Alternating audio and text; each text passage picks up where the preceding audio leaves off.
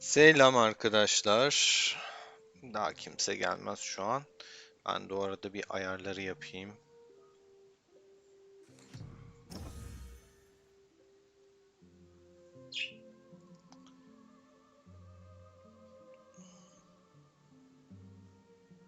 Ayarlarımızı yapalım.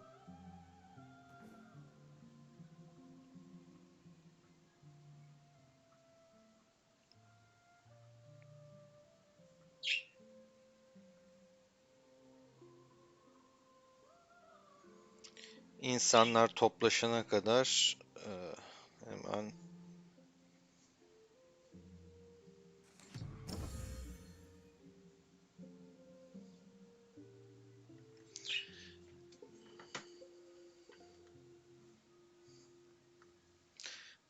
her gün hoş geldin, aleykümselam. Ayarlamalarımı yapayım ben, sonra sohbete bakacağım.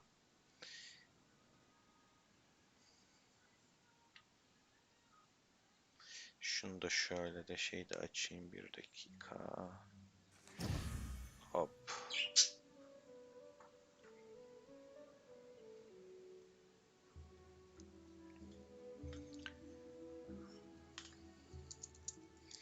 Ya bugün şeyden bahsedeceğim biraz. Son olaylardan bahsedeceğim. İşin gerçeği. Pazar öğlen saatleri biraz sakin oluruz. Çok katılan olmayabilir. Atilla hoş geldin. İyi yapmışsın, güldün ettin. 13'te miydin Atilla ya şeyde? Sizle eşleştik KVK'da da.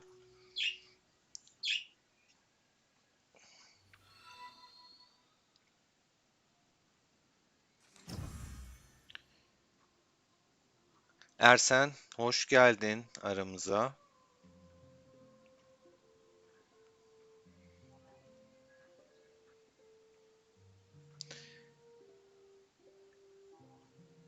Hemen ayarlamalarımı yapıyorum.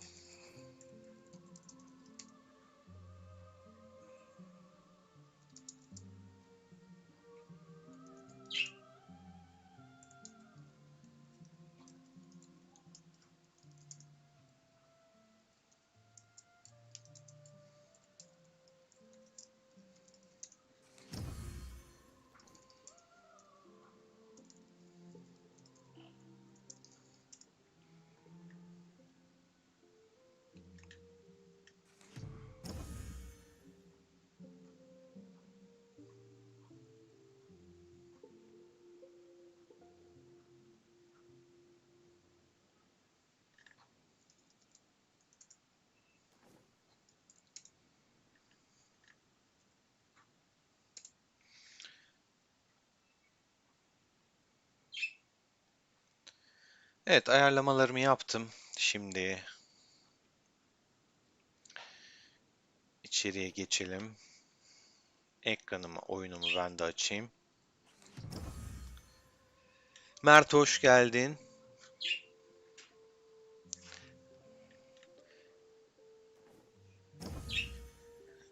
Şöyle şimdi en son bizde, yani bilmiyorum, bu arada hani yayında diğerleri de paylaşsın lütfen. İlkel çatışmada arkadaşlar bizde 91 hariç, yani eee, diğer krallıklardan da bahsediyorum, şöyle göstereyim. 91 hariç 17'nin, 19'un, 46'nın oyunları çöktü. Ama 91'in çökmedi. Yani 91'den kimsenin nedense oyunu bir türlü çökmedi. Ama bize geldiğinde hepimizin çöktü. Biz de gayet başarılı bir şekilde anlaşmalarımız doğrultusunda zaten 91'i yeniyorduk o sırada. Alanları ele geçiriyorduk ama bir anda bizde oyunlar gitti. Oyuna giriş yapamadık. 91 girişini gayet güzel bir şekilde yaptı. Kaleleri içtima açtı. Oyunda olmadığımızda bildiği için rahat bir şekilde birçok kaleyi sıfırladı adamlar. O yüzden zaten puanları çok yüksek. Yani bilmiyorum diğerleri kaçla bitirdi ama şöyle gördüğünüzde e, 110 milyar puanda. Biz de 58.8'de kalmışız ki son gün biz oyuna giremedik arkadaşlar. Türkoğlu hoş geldin. Sağ olasın. Yani oyuna giremedik. Adamlar girdi. Kalelerimize içtimaları da açtılar. Sıfırlama da yaptılar. Garip bir şekilde oyun işte dedi bak dedi bilmem ne dedi ama kayıpların telafisini vermedi. Allah'tan ben o sırada kalkan basmıştım ki kurtardım kaleyi. Yani sıfırlanmadım ama birçok arkadaşım sıfırlandı. Gerçekten akıl alır gibi bir şey değil. Akıl tutulması. Yani gerçekten akıl tutulması yaşıyorum. Hadi bunu da geçtim. 91 diyelim ki istisna oldu. Nedense onlar girdi, diğer krallıklar giremedi. Hadi oyun bug'a girdi, bizi etkiledi. Bakın Türkiye, Avrupa, diğer sunucular bilmem ne hani sadece bu ekip giremiyor. Çünkü diğer eradan arkadaşlarım giriyordu konuştuğumuzda.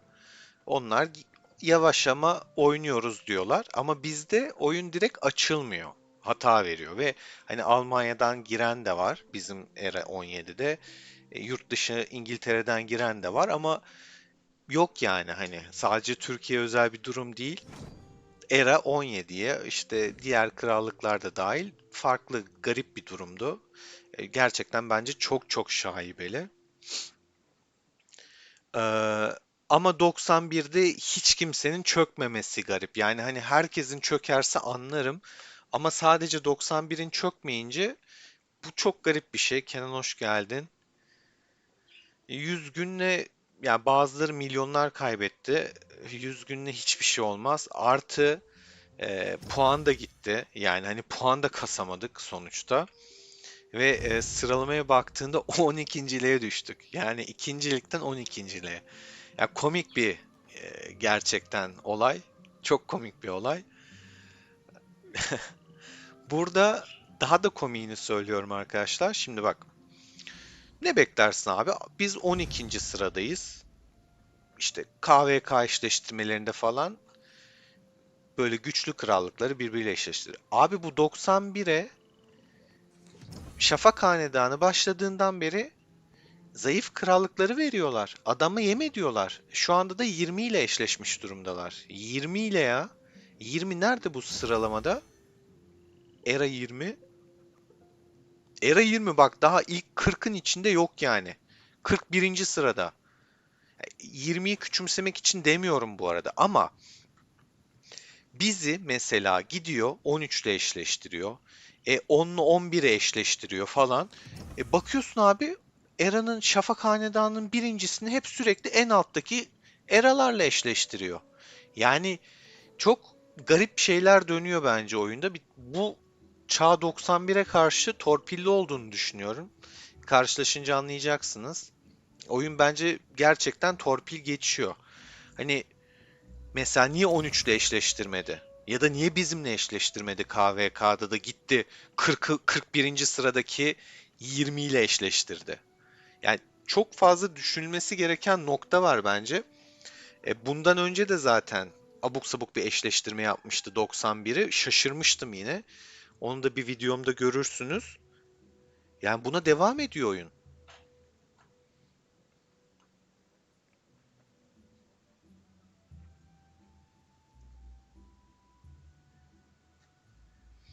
Atilla bizde 10 dakika değil bildiğin giremedik yani. Saat sürdü yani 10 dakika yani dakikalık bir şey değildi bizdeki.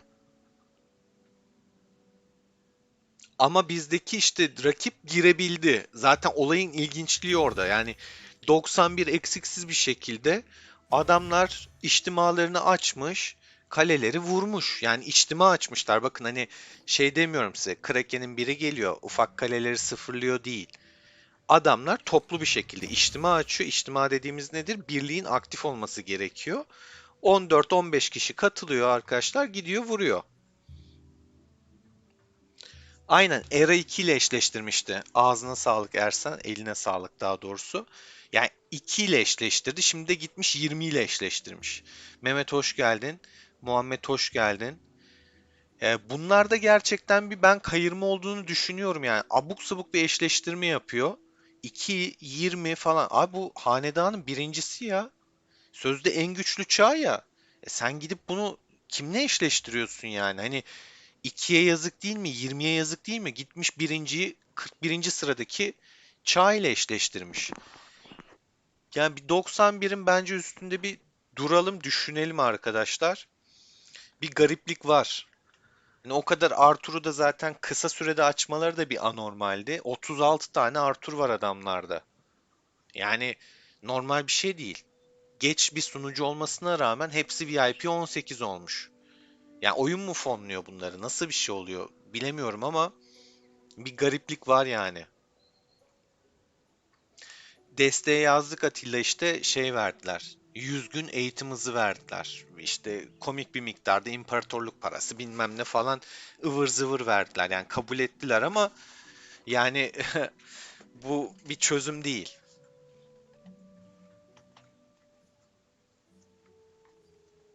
Yani bu 91 biraz şaibeli. Haberiniz olsun. Şimdiden eşleşecek olanları da söyleyeyim. Ee, Biraz şaibe kokuyor ya. Buram buram kokuyor yani.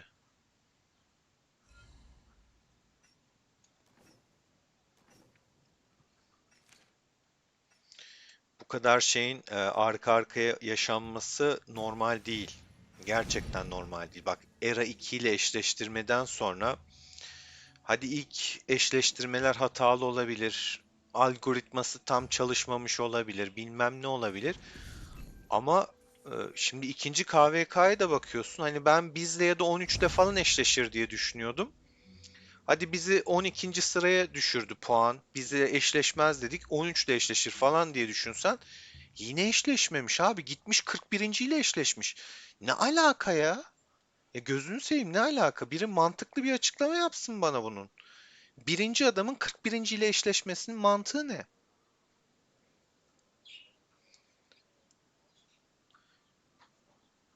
Çok saçmalamış yani, gerçekten. Ha, ya da şunu söylüyor oyun. 91 sizin ayarınızda değil. Biz o yüzden onu eşleştirmiyoruz deyip kayırıyor gibi geliyor bana yani. Hani mantıklı açıklamasını ben bulamıyorum işin gerçeği. Yani bu kadar çağ varken gidip böyle özenle seçip birinciyi sonlarla eşleştirmeyi nasıl başarıyor bu algoritma? Çözebilmiş, anlayabilmiş değilim ben.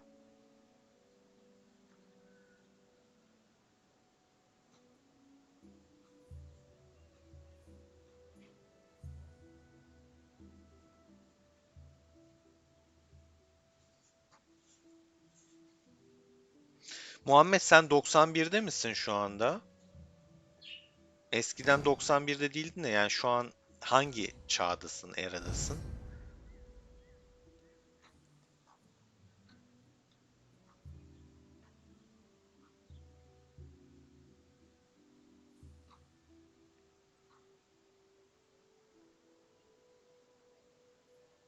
Aynen, bu arada Atilla, %100 yenileme verecekler.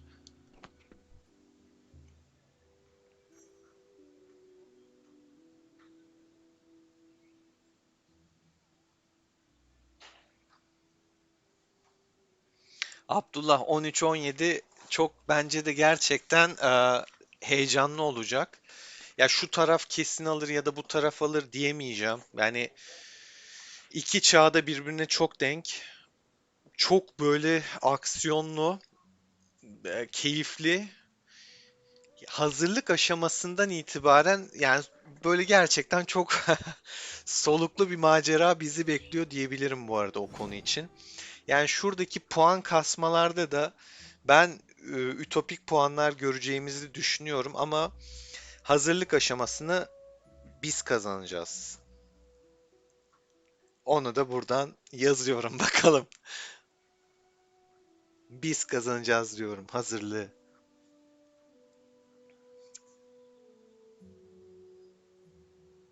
Ha şöyle, 8. sıra zaten okey. Hani şu an biz de ona bakarsan normalde şey sıralamasında 12. mi 17.liğe mi ne düştük, ama tabii ki hani o güçte değiliz. 12. güçte değiliz.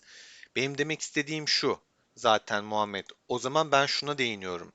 91'in gücü bize denk değil. Oyun o yüzden eşleştirmiyor. Hani bir 13, bir 17 değil bu 91 ki Bizlerle vermiyor adamları. Gidiyor 2 ile veriyor, gidiyor 20 ile veriyor. Demek ki o seviyede görmüyor aslında.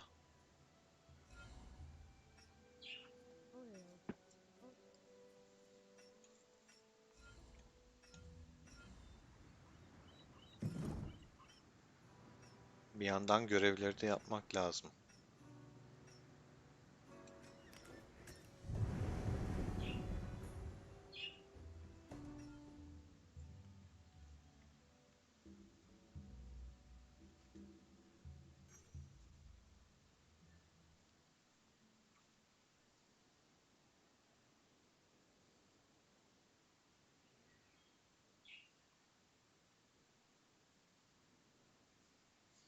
İsmail hoş geldin. Dünya bizim bir iddia attı ortaya. Mesela bak yapabilir mi? Ya o kadar Arthur gerçekten normal değil arkadaşlar. Şunu VIP 18 yapmak acayip bir yatırım istiyor. VIP 18'de Arthur 5 yıldız yapabilirsin.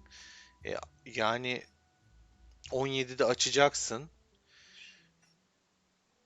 17'ye getirmek bile 22,3 milyon ya da milyar mı bu yani? Hani nasıl bir şeyse 20 yok milyonmuş. Korkunç. Yani bak 566 gündür oynuyorum. 14'üm. Hani orta düzey bir yatırımcıyım. Ne böyle aşırı yatırıyorum ne de az yatırıyorum. Orta düzey bir yatırımcıyım. VIP 14. Abi bunlarda 30-40 kişi VIP 18 olamaz ya. Yani hani o kadar kısa sürede o kadar parayı hepsini yatırması, Arthur'u açması hiç normal değil. Güçlerine de bakıyorsun. Güçleri daha tam gelişmemiş ama hepsinin Arthur'u var. Yani bir anormallik var ya, gerçekten var. Eşleştirme olsun, orada giden oyundaki süreç olsun bir garip yani. 91 bence biraz şaibeli duruyor benim gözümde. Çerçeve bu olsun hadi.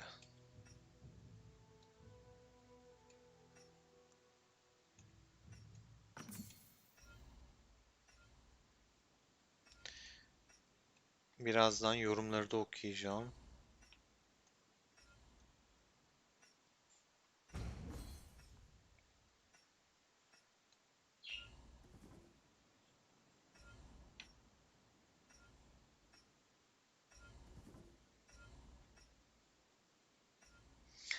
Diğer bir bomba haberi de vereyim. Bir kısmınız, birçoğunuz duymuştur zaten artık hani saklanan bir şey olmadığı için. Dünya birincisi artık Froyke arkadaşlar.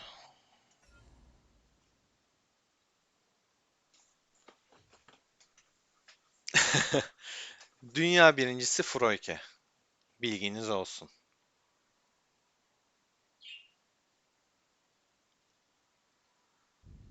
Kerem hoş geldin. Şu sohbeti okuyayım biraz. Kesinlikle bence biz de kazanmış saymaları gerekir. Ama yani oyun dediğim gibi 91'e bayağı bir torpil geçiyor.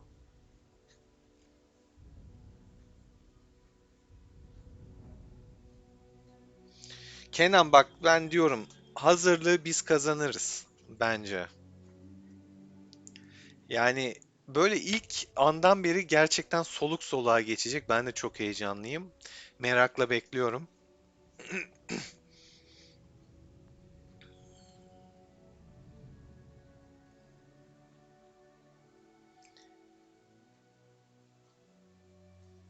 Ha bak Morty cevap vermiş zaten aşağıda. Yani aynen John da bassa yani burada karateyi bilen de biliyordur. Adamın ya günleri falan böyle hesabı acayip dolu. Ya hadi onu da geçtim. Burada Froike'de var. God King Spear yani bir sürü Kraken şeyi var. Soluk soluğa geçecek ya. Bayağı güzel geçecek. Süleyman Konfüçyüs hakkında videom yok Kerem. Bilgi olarak Süleyman'la hiç denemedim Konfüçyüs'ü. İşin gerçeği. O yüzden bir şey diyemem. İyi mi kötü mü bilmiyorum. test etmedim hiç Süleyman'la. Ama bu validen sonra da Confucius'la Süleyman'ım zaten 5 yıldız. Manam Kuroş, Padşah-ı Cihan.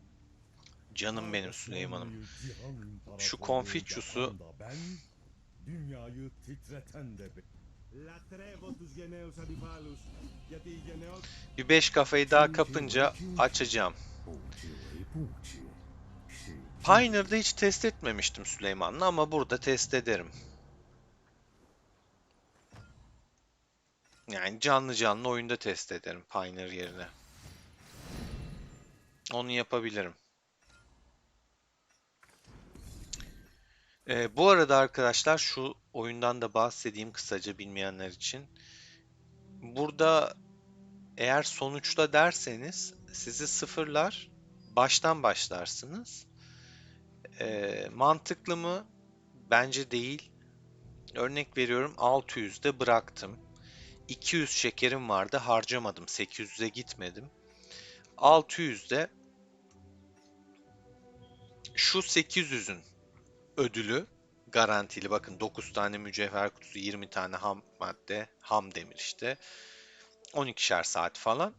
200 hızla nereye kadar gelebilirdim? Şu ikisini açabilirdim. Bu ikisinin toplamı bunun kadar etmiyor. Erkenden pes etmeyin o yüzden. Son güne kadar gidebildiğiniz noktaya kadar gidin. Hepsini açmaya çalışın. Benim size nacizane tavsiyem. Şimdi sohbete dönüyorum. Dünya birincisini de şurada göstereyim.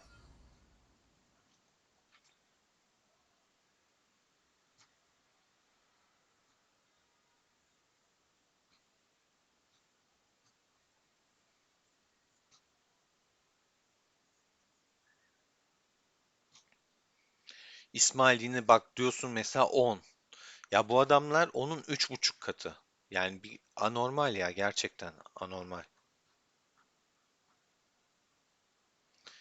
Bak dünya bizim bir iddiada bulunuyor şu anda. Arkadaşı oradaymış. Şöyle mesajını sabitliyorum ki herkes görsün diye. Hatta o sırada şöyle destek olmak isteyen, kahve ısmarlamak isteyen, emeklere şey yapmak isteyenler için bir hedef de başlatayım. Unutuyorum ya bu konular para ikinci planda olduğu için ben de bir de beğeni şeyi de paylaşayım.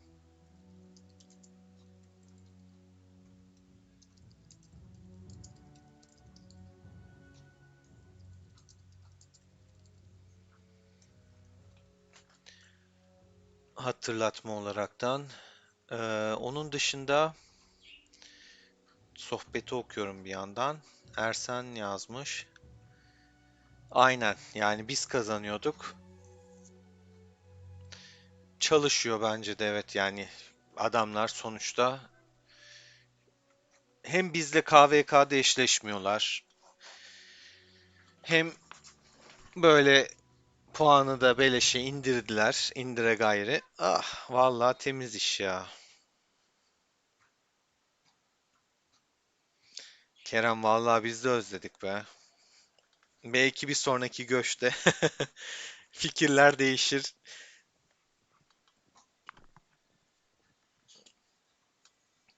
Dünya bizim Confucius'u fullemeye değer mi? Bence değer. Kenancığım çok teşekkürler.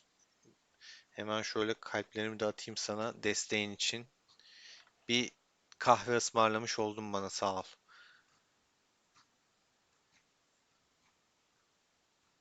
Confucius yani şöyle vali komutanları her zaman iyi oluyor. Üzmüyor. Ramses'ten yola çıkın. Yani mutlaka bir işlevselliği oluyor. Hatta şöyle. Manam Kuroş, Ya kullanılmayanlar da oluyor Padşah-ı ama Cihan. neden kullanılmıyor? Padşah-ı Kompunuza Kadir, uygun olmuyor. İşte Maraşel oluyor, bilmem ne Padşah-ı oluyor, denk Gülistan. gelmiyor, kullanılmıyor. Ama onun dışında bende olmayan mesela vali komutanı kim vardı? Elizabeth var I mesela. earn all the Elizabeth pounds that kullanılıyor mu? Trump has said, Kullanılıyor. Üzüyor which mu? is the Üzmüyor. kingdom of Bir süre Winter. gitti mi? Gitti. Ramses I am hala already gitti. bound unto a husband. Ram ผมดาบตะวันอัน biraz เก่า tırt. วาจา Hatta สู้ bence ตราบ vali ใจฝ่า komutanların içinde en sönük kalan Ram'dı. Qin Shi Huang fena değildi. Kullananlar oldu mu? Oldu. Ama mesela işte onun dışında Otto Motto, bu Otto vali komutanı değildi zaten. Yani Otto'yla bu kompları işlevsel hale getirebiliyorsunuz ama yani valiye bunu getirince Maraşeli almıyor insanlar yani hani, ama vali komutanları güçlü mü? Güçlü. Uzun vadeli mi? Uzun vadeli. Ben vali komutanlarını sevip beğeniyorum işin gerçeği. Önerir miyim? Confucius bu arada iyi. Hani alabiliyorsanız alın. Ama almak için böyle her şeyinizi, varınızı yoğunuzu vermeniz gerekiyorsa da almayın. Kompunuzla uyumlu mu? Uyumlu. O zaman verin varınızı yoğunuzu. Değil mi? Dokunma abi. Dokunma. Benim kompumla uyumlu olduğu için Confucius bana gerekiyor. Ben çünkü strateji olarak gidiyorum. Kılıç da gidiyorum. Ok da gidebilirim taktikçi konusunda. O yüzden Confucius bana gerekli. Hatta şöyle yapalım. Yani benim taktikçilere baktığında Ramses var, Zug var, Süleyman var, Şar var, Theo var. Sendeok'u fulllemedim ki erkenden söndü gitti. İyi ki fulllememişim. Bu kadın çok iyi. Da Zhenggeum. Yani gerçekten iyi. Bunu şöyle kullananlar da var. Lubu kompunda da kullananlar oluyor bunu bu arada arkadaşlar. İş yapıyor mu? Yapıyor. İyi bir buffer, iyi bir destekçi. Kompu gerçekten çok sağlamlaştırıyor. Yani nasıl mesela Zook bu konuda iyiyse onda da o iyi. Ya da nasıl savaşçılarda Skip iyi bir destekçi ise aynı şekilde o da, o kadın da o görevi gören olarak düşünebilirsiniz.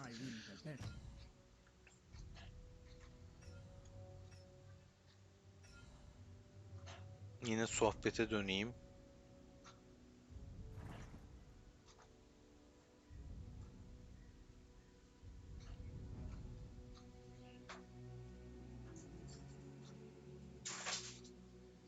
Morty benden de iddialı konuşuyor.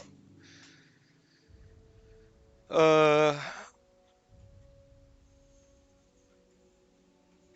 Ben hazırlığı net 17 alır diyorum. Savaş ortada geçer diyorum. Savaşı 13 ya da 17 alır diyemiyorum. Aktiflik ve gerçekten stratejiye kalacak orada iş. Ee, Yani her an her şey olabiliyor. Şey, futbolda tabir vardı ya, top yuvarlak her şey olabiliyor. Bu oyunda da gerçekten her şey olabiliyor. Enes hoş geldin. Ahmet çok teşekkürler. Bir çayını içmiş oldum. Sağ olasın. Sana da kalplerimi atayım. Destekleriniz kıymetli. Onun dışında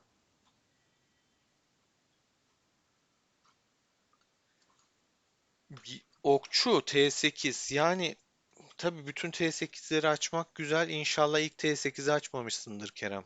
Okçu olarak. Lubular parçalamasın sağda. Ama şu yönden de güzel oluyor. Mesela 91 gibi bir yerle eşleştiğinde full kılıçlı komp counterlamak keyifli olur. O da bir gerçek. Zekeriya, en mantıklı yol şu anki etkinlik. Bu etkinlikleri kaçırmayacaksın. Bak, birlik teması için biçilmiş kaftan bunlar. Hem alıyorsun, hem üstüne yanında hediyeleri alıyorsun. Ya zaten aldığın paketler senin paketin oluyor. Yani ben bu paketi aldım. Buradan 2500 geldi. Hop 2,5 atacak buraya. E, Bedavadan tema alıyorsun yani aslında. Bunun için ekstra bir bedel ödemiyorsun. Sen sadece, sana diyor ki şu kadarlık bir harcama yap. Ben sana bunu vereceğim diyor. Şunların hepsini alıyorsun. Benim çok fazla birlik temam var. Hepsini de bu etkinliklerde yaptım. Ee, Az yatırım çok güçlenmeyi sağlıyor mu? Sağlıyor. Önerir miyim? Öneririm. Birlik teması için bence ideal. Bak, mitolojik var. Yıldızlarda yolculuk var. 13'te 6 tane almışım burada da. Şunu zaten bilerek almamıştım. Sevgililer Günü. Bu da ikisini bilerek almadım. Çok kadınsı geldi bana. Çok aşırı pembe. Bunlar güzeldi ama yatırım o an yapmadım. Mesela şu anda gök gürültüsü de çok şık bence. Ee, Bana şeyi çağrıştırdı. İşin gerçeği bilmiyorum şimdi yaşları ama Beyblade vardı. Orada beyaz kaplan vardı. Rayun'u, Rayun'undu galiba. Onun Beyblade'ini, onun şeyini, ruhunu hatırlattı bana bu. Beyaz kaplan motifli. Nereden ne çağrışım yaptı bak bana yani. Hani hakikaten benim gözüme o geldi mesela. Ben bunu beğendim. Ama şu an oyuna tepkili olduğum için de bir şey almıyorum. Yani tabii 3-5 bir şey alınıyor. Zaten az önce hani gördük 16.500 mü ne olmuş ama almamaya çalışıyorum. Tutuyorum. Biraz tepkiliyim oyuna.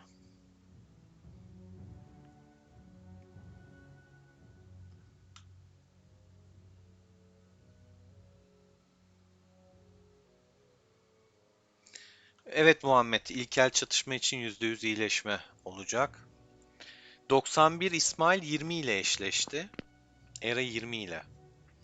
Ahmet, tekrardan hoş geldin sana da.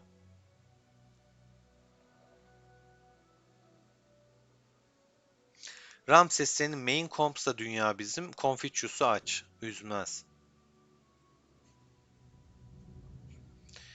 Sigorta ya E91 bizi yenmedi. Oyun bizi çok fena yendi. Stesse hesabı silmedi. Stesse Froike olaraktan yoluna devam ediyor. Froike.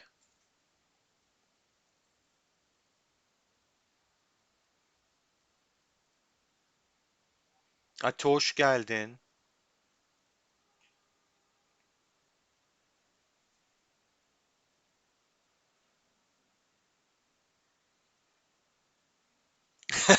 Morty aşırı iddialı. Yani gerçekten aşırı iddialı.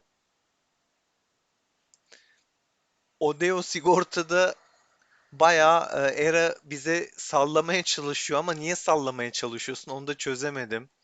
Yani kafa kafaya geçer. 91'inde bir şey yaptığı yok. Biri fake hesap açmış büyük ihtimal.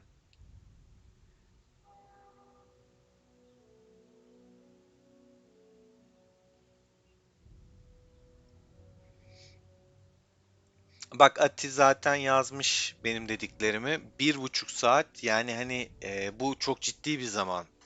1,5 saat oyuna girememek bayağı bir korkunç ve çok ütopik bir zaman ya. 1,5 saat sen giremiyorsun, karşı taraf giriyor ve daha da kötüsü hani ben neden oyunun taraflı olduğunu düşünüyorum. Şunu da dile getireyim. Normalde arkadaşlar oyun ne yapıyor? Bir güncelleme olduğunda, bir şey olduğunda kalelerinize otomatik kalkan atıyor, değil mi? Burada da oyuna giremediğimiz aşikardı. Yazdık, desteğe de yazdık. Bir aksiyon alındı mı? Giremediğimizi onlar da görüyor sonuçta. Loglamaları görüyorlar. Zaten yazılımcıları artık ne seviyede bilmiyorum ama kalkan da basmadılar kalelerimize. E Ben şimdi oturup da normal nasıl düşüneyim 91 için? Ben giremiyorum. 46 giremiyor. 19 giremiyor. Ulan 91 nasıl giriyor? Hadi giremiyoruz. Oyunda sorun var. At kalkan otomatik. Kalkan da atmıyorsun. Yani bu işte bir cacık var. Cacık net var yani.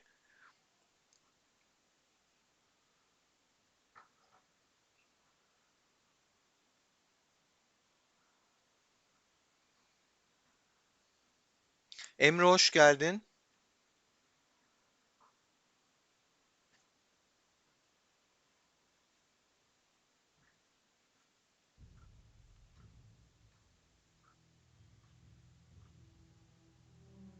Aynen Kenan'ın da yazdığı gibi 91'in bizim giremediğimizi bilip de sıfırlama yapması da zaten ilginç.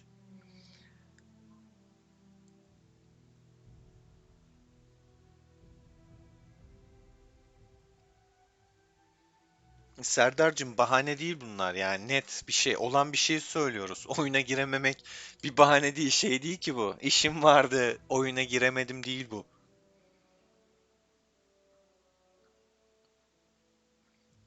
Rıdvan hoş geldin. Froyke'miz de God King oldu arkadaşlar. Onu da söyleyeyim.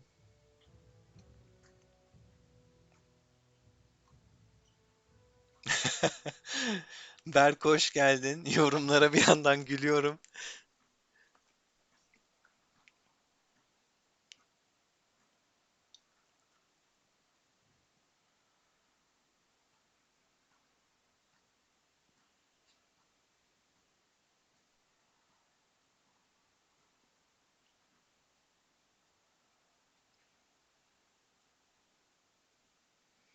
Aynen bu arada rafine bile alamamıştı adamlar yani. Gerçekten rafineleri bile yoktu. Ya gerçekten inanılmaz şaibe ya. Buram buram kokuyor yani hani.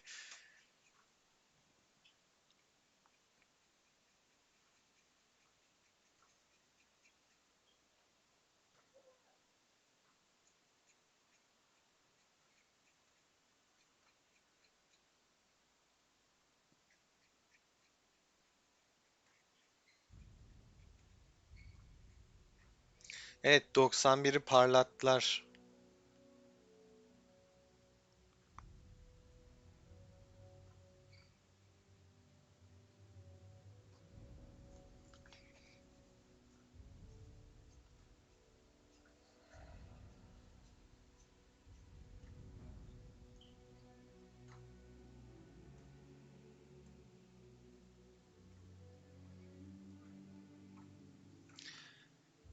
Timur yap Enes. Timur. Bak Ati de yazmış zaten altına Timur diye.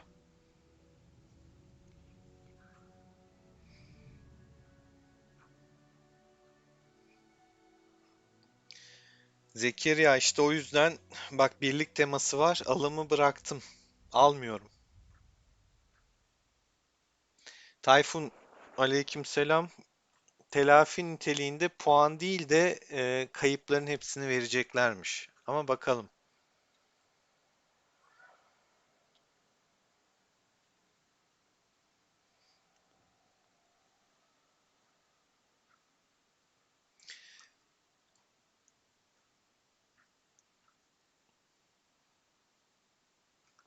İbrahim dediğim gibi işte karşılığı ilk çok tırt bir şey gönderdiler. Göstereyim.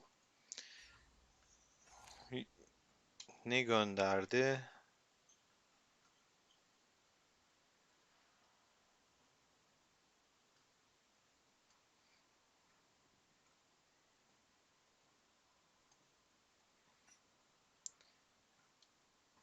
12 tane 12 saatten 200 tane. Yani 100 gün eğitim hızı ıvır zıvır 120 milyon kaynak.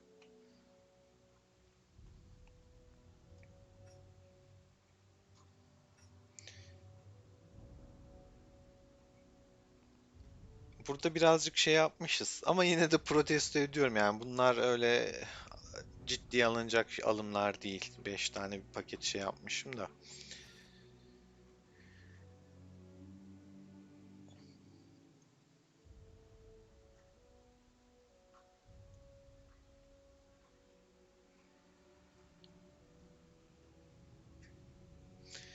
Ben Odeo'yu tanımıyorum valla. Koitsu kim onu da tanımıyorum Ati. Ama Odeo bayağı tanıyor yani herkesi. Kale isimleri falan verdiklerine göre bayağı tanışıyorsunuz herhalde.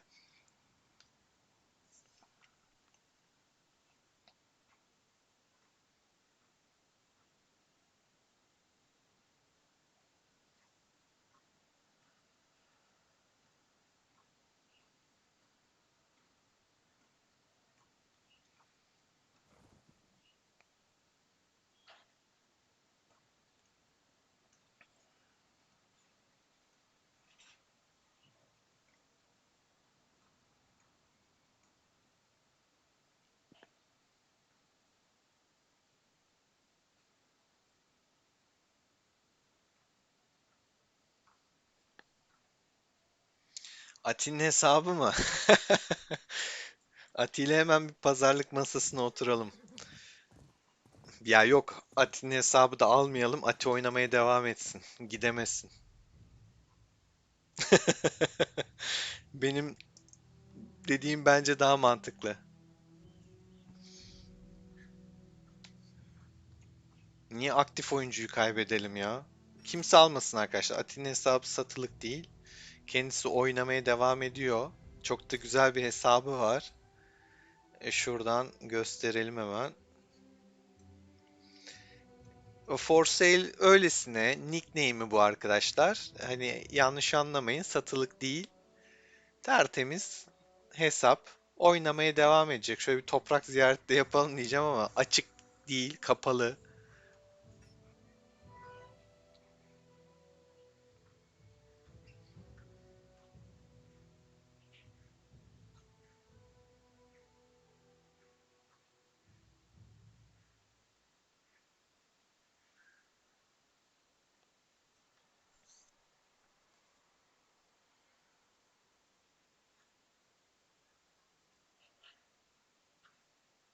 O Arifçim, hoş geldin. Ha tamam, o zaman hadi. Arkadaşlar, satılıkmış hesap. Nickname değilmiş, satıyor. Aramızda devam edecekse bunu satabilir. Problem yok. Ondan sonra ona şunu alırız.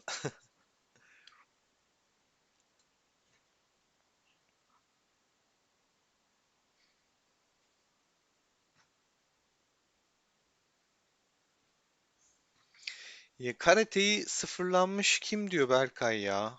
Karate gayet savaşıyordu. Alanda, gerçi en çok alanda Angry vardı. Maşallah var dedemizin. Confucius.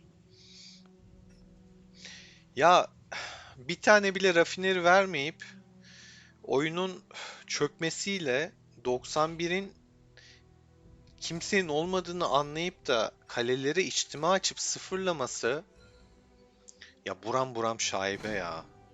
Buram buram şaibe. Zaten 91'i gidip de 40.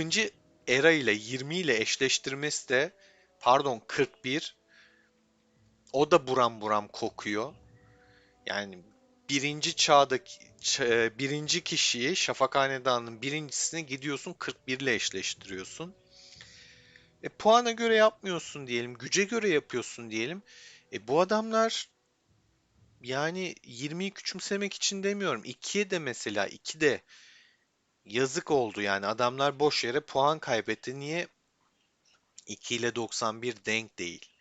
91 bize denk olduğunu söylüyor. Gelsin eşleşelim o zaman. Yani hodri meydan. Bize sohbette falan biraz salladılar ilkel çatışmada. Yani gelsinler eşleşelim. Sıkıntı yok. Ama oyun eşleştirmiyor.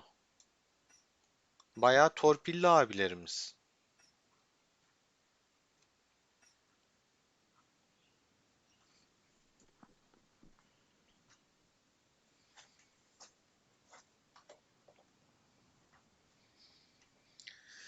Stesse Froike artık Arif.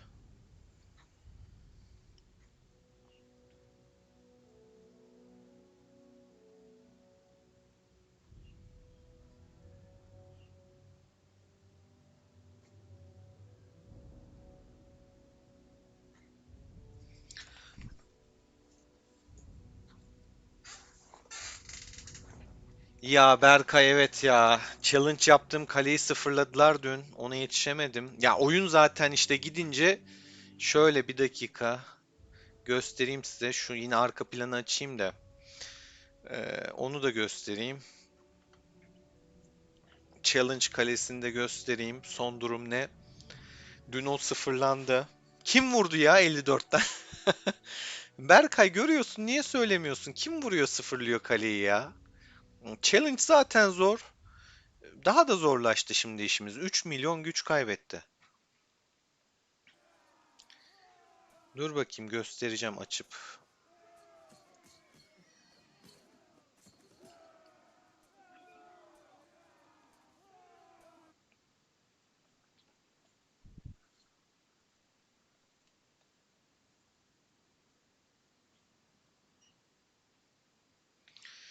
İbrahim, dürüst yorumun için teşekkür ediyorum. Bence de yani hani yememiz lazım. Bu hafta sizlerle savaşacağız. O esas çok bomba geçecek. Yani 91, 17 ve 13'ün yanına kolay kolay yaklaşamaz ya.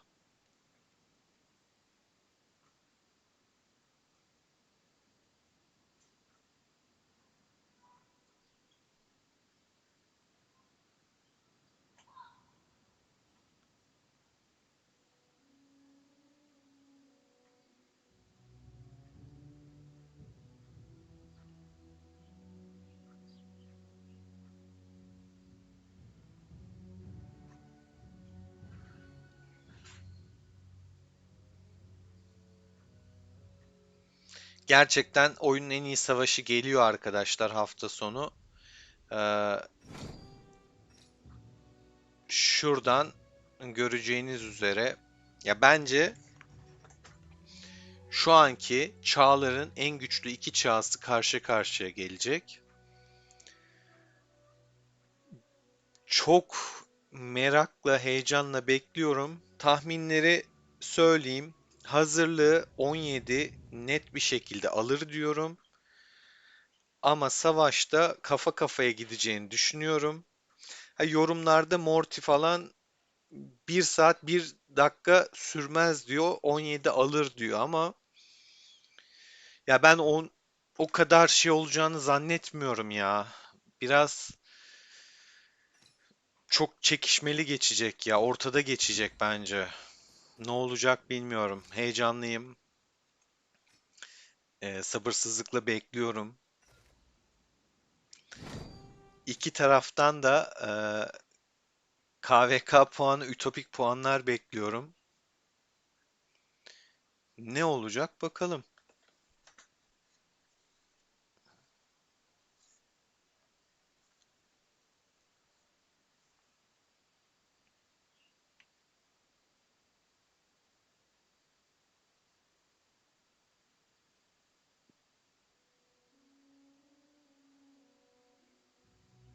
Berk de iddialı söylüyor. Ortada geçmez diyor. Ya merakla bekliyorum ben. Ben biraz daha şeyim.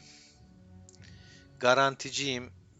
Kağıt üstünde çok böyle şey göremiyorum o yüzden. Hani o net 17 alır falan diyemeyeceğim. Biraz taktiğe ve aktifliğe bakıyor. Örnek veriyorum Krakenler düzgün olmazsa yani hani aktif gibi görünüp alanda, meydanda iş yapmazsa, komutlara uymazsa, güzel bir strateji olmazsa patlayabiliriz. Her şey olabilir. O yüzden bir şey diyemedim.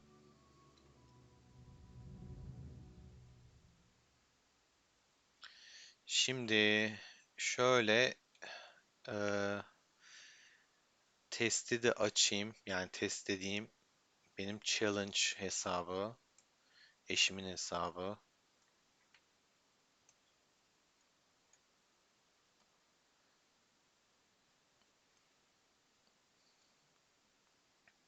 Onun görselini yansıtayım.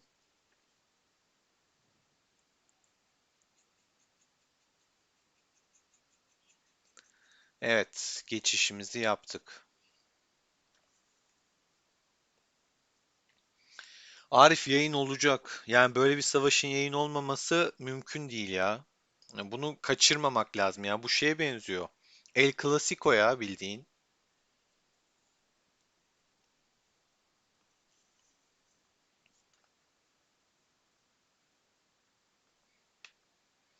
Evet, farklı saat olursa iş sıkıntı olabilir. Şöyle olabilir mesela 13'ünde en aktif yani çoğunluğu Hong Konglu Asya tarafı. Onlar böyle gececi olmak ister ama bileği yeten arkadaşlar o zaman hazırlığı kazanacak, istediği saati seçecek. Ben o konuda bizi üstün görüyorum. Bakalım ne olacak.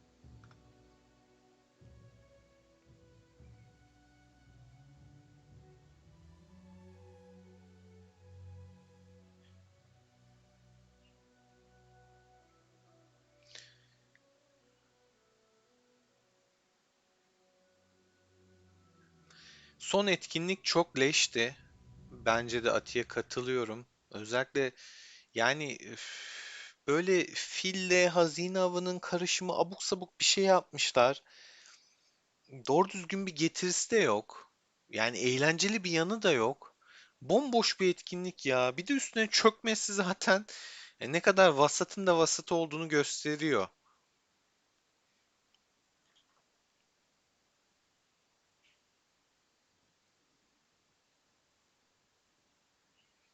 İbrahim sana katılıyorum.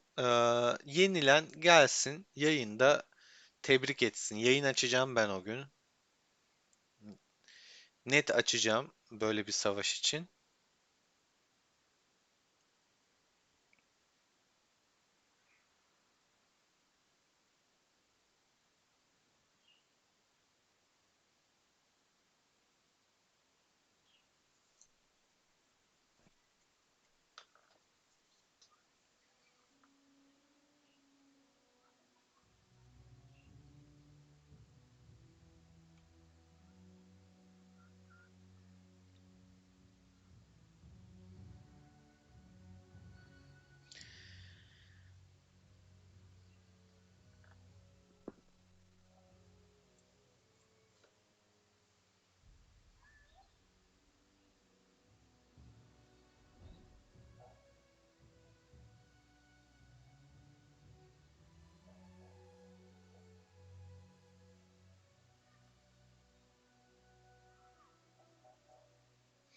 Dörtlü KVK gerçekten daha bomba olurdu ya. Çok güzel olurdu. Bomboş etkinlik yapmışlar ya. Yok farm topla. Bir de o sırada şeyi de toplayamıyorsun satayım. Kaynak da toplamıyorsun. Gidiyorsun abuk sabuk şeyini topluyorsun etkinliğin. Günlerce bir de ya. Ya gerçekten eziyet gibi yemin ediyorum eziyet gibi yapmışlar ya. Toplu yazalım şu Catherine'e kaldırsınlar. Peter, duy sesimizi ya.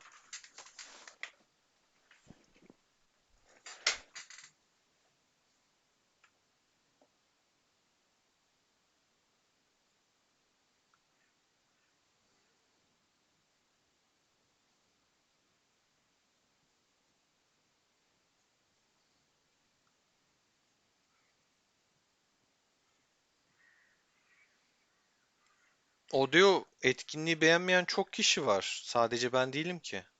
Beğeneni sormak lazım. Kim beğenmiş mesela? Sen hariç. Bana sen hariç beğeneni göster.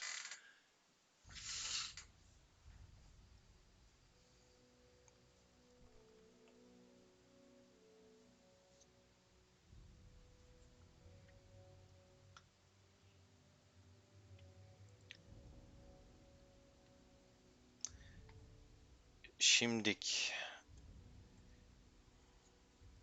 Buradaki durum da arkadaşlar. Bu benim challenge hesabım dediğim. Burada 76 kazanmış mı? Yo, biz 76'ydık galiba. Buranın şeyini bile unuttum artık. Beynim durdu yemin ediyorum. Neyse arkadaşlar olaraktan şey yapmayacağım. Şöyle baktığımızda biz 37'yiz 76 kazanmış. Ne kadar farklı? Bayağı bir farklı kazanmış. 76'yı tebrik ediyorum bu arada.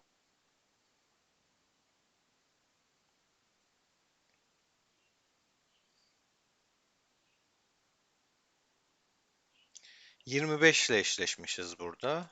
Bu hesaba gün içinde bakamadığım için bunu tabii ki şey yapabiliyorum. Evdeysem bilgisayardan açıp bakıyorum. O yüzden böyle wow bir hesap yapamıyorum. Yani mobil taşınabilir şekilde erişemiyorum bu hesaba. Benim telefonumda çünkü açık değil. Bakmıyorum. İki oyuna birden bakmak çok zor. Yani benim için çok zor. Bazı arkadaşlar yapıyor. 6-7 hesap yöneten gördüm ben. 8 hesap bile gördüm. Hayretler içinde kalıyorum öyle olunca. Şuraya bir şunu göndereceğim. Yani toplama yapması lazım. Ee, Bu hesapta şu an 33,8 milyona geldim. İyi bir puan. Galiba ilk başladığımda 29 falandı ya da 27 idi, tam hatırlamıyorum şu an. Ama bayağı bir yol kat ettim ki sıfırlandığı halde, sıfırlayanı da göstereyim. Abuk sabuk bir adı var. Kim bu arkadaş? Pom Pom. Pom Pom hesabı 37'den sıfırladı. Gördüğünüz gibi 50 tane rapor var zaten. Oyuna giremediğim için patladık. Bakalım sistem burada da verdi mi hediyeyi, toplama şeyini?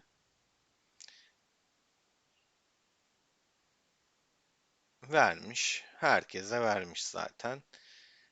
Girene de vermiş, girmeyene de vermiş gibi anlıyorum ben o zaman. 91'e de verdiyse yani yuh diyeyim ya. Gerçekten yuh. Ha, böyle salak bir şey olmaz ya. Yani ne kadar besleyebilirsin ki? Burada izlediğim metot şu arkadaşlar. Örnek veriyorum, bunu gün içinde bitirebileceksem düşük olanları yapıyorum. Tekrardan inşaat şeyini yapabilmek için. Çünkü bu hesapta kaynak sıkıntısı var. Kaynak yok hesapta. O yüzden beni çok zorluyor bir şeyi geliştirmek. Önce kaynakları geliştirmem gerekiyor. Kaynak toplamaya da göndermem gerekiyor. Ve gün içinde sık sık giremediğim için bu hesaba çok sık toplama yapamıyorum. Şöyle yapacağım. Bir de ittifak şeyini bir göndereyim. Gerçi bu toplamada hala galiba. Toplama kompları falan da yavaş çünkü seviye aldıramıyorum kahramanların şeyine.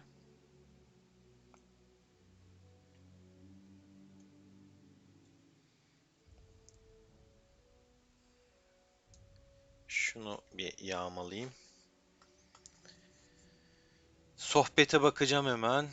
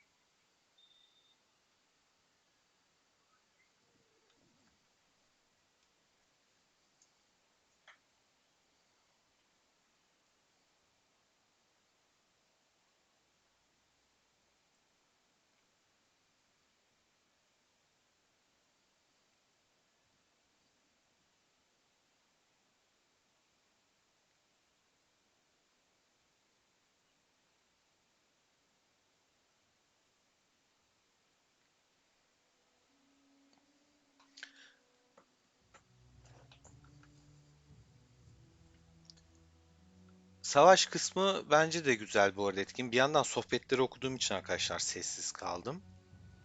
Okuyorum bir yandan çünkü. Çok yazı olmuş. Kaçırmamak da istiyorum bir yandan. Hani kimsenin şeyini, yazdığını ya da selamını kaçırmayayım diye. Bir bakıyorum. Yatırım yaptık. Bunu da yaptık. Bitti.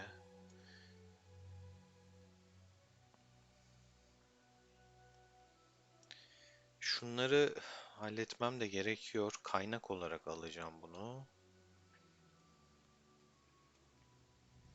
Bir yandan şöyle yapayım. Sohbeti okurken en azından şundan faydalanayım.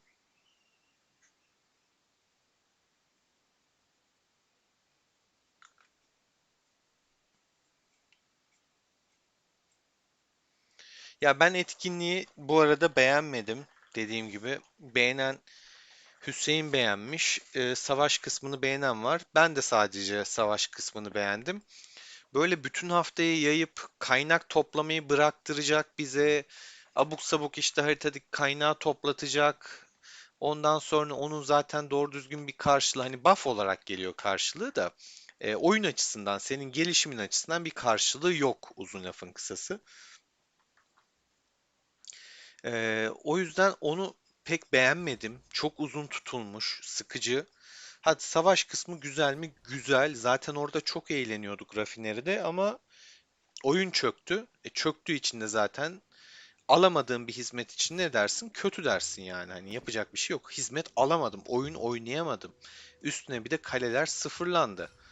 Yani bu hiç hoş değil ya. Gerçekten hoş değil.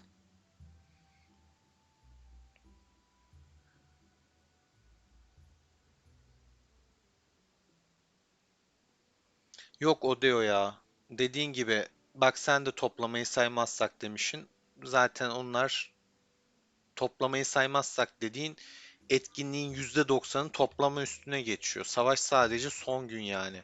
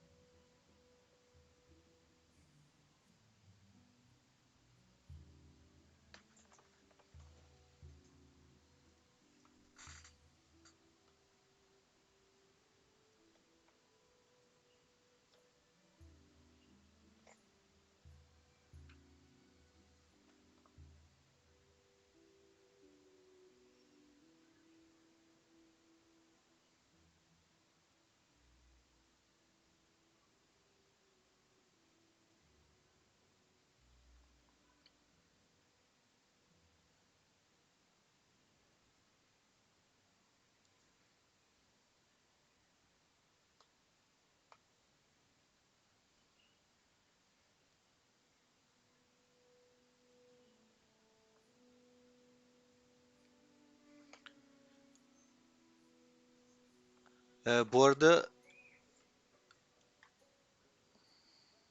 konu dağılmış. Ben buradan dillendirmeyeceğim. Bir yandan hala sohbeti okuyorum. Marcelius'tan rapor istemiş.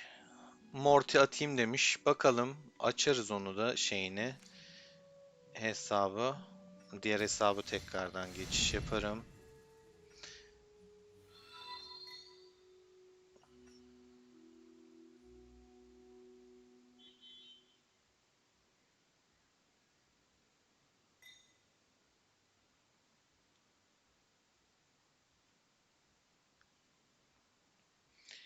Ersen, çok teşekkürler. Americano'nu içeceğim.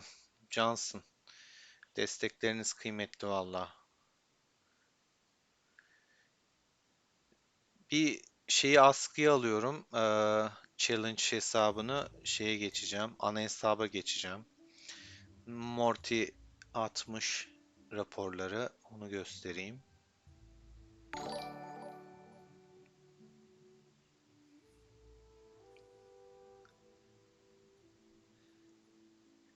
Odeo'da bir çay ısmarladı diyeyim hadi. Şey, sticker şey göndermiş.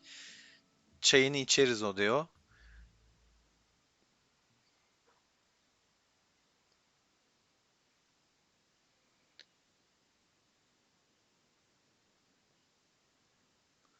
Siz nasıl birbirinizi bu kadar iyi tanıyorsunuz ya? Müzeyyen Senar seviyordum falan.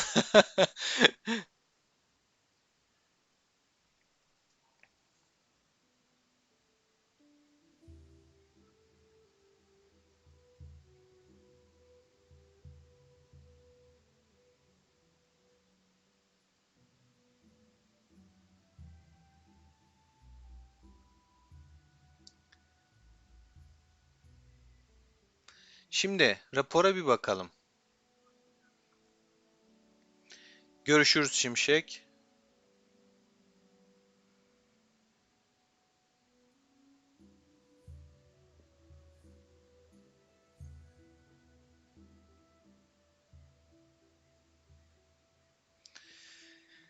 Ativ SS atmış. Bakayım. Tamam. Ama bunları gösterebilmem için PC'yi açmam lazım. Okey. Raporları bir göstereyim şimdi. Bakalım.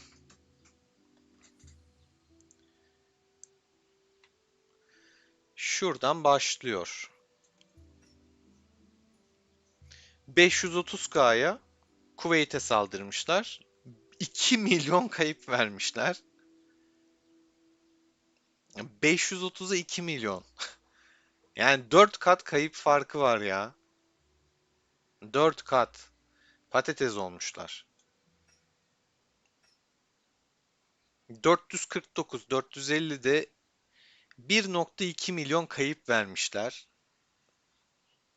Yani deli gibi askerleri yanmış durumda. Gerçekten.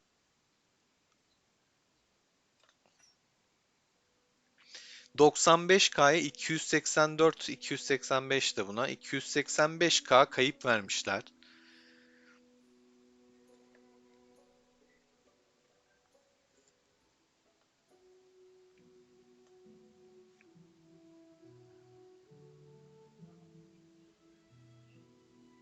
Ersen'cim teşekkür ederim. Bir yandan sohbeti okuyorum da kalp attım sana. Ati hariç savaşan görmedim demiş sigorta. Ati evet aktif savaşçı bir kişilik. Aynı erada olduğumuz için şanslıyız.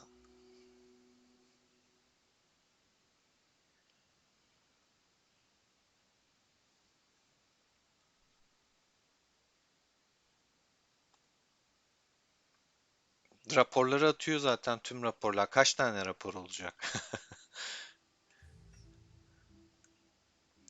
Bu da birebir de Morty'nin ölümsüzleri rakibi yemiş. Arthur. Bir fark var mı? Var. Yetenek farkı değil de şurada şeyleri farklı yerleştirmişler. Lagertha ikinci komutan yapmış.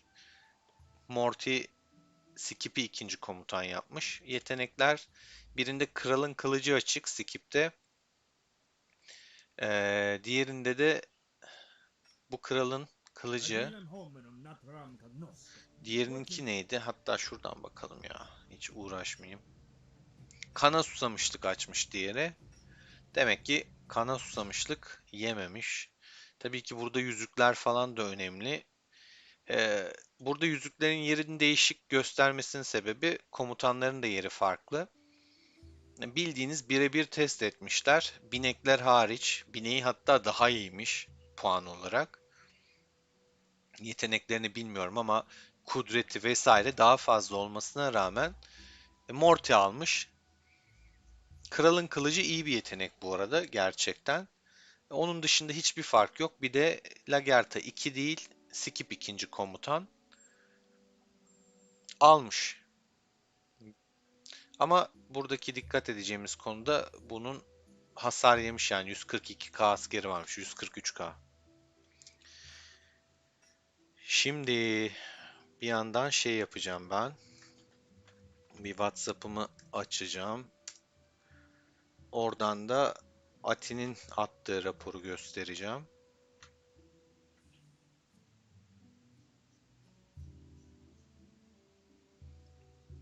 Birazcık bekleteceğim arkadaşlar. Onu da ayarlamam lazım.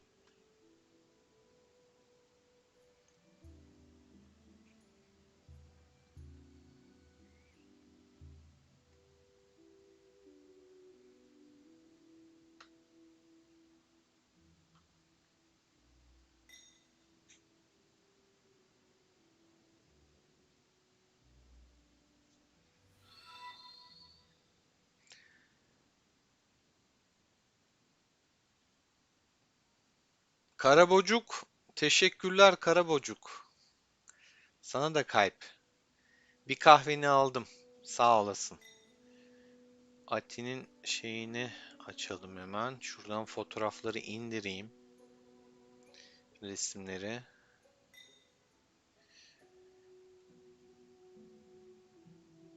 Age of dosyamızda bir kaydedelim.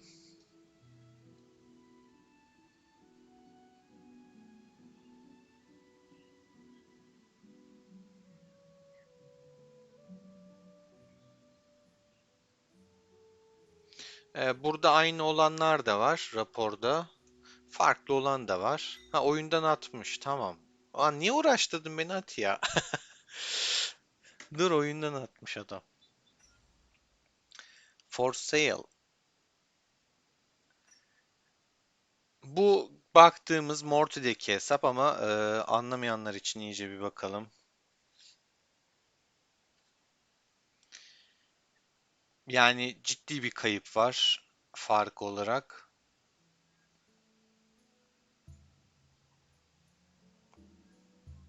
8 milyon birlik, 4 milyonluk bir birlik. Abi şuraya bak, 300k adam koymuş ya God King. MVP. Bu da güzel olmuş. Basketboldaki şeyler gibi MVP şeyi çıkartmışlar. Güzel. Yani gerçekten. Şöyle birliklerini de gösterdiğimizde açtıkları içtimalar hani hep 160 seviye kahramanlar, T8'ler falan dolu. Adamlar koordineli bu arada. 91'in o konuda hakkını yiyemem. Çok koordineliler. Bak, bir tane kaçmış ama T8, yani bu bile T8.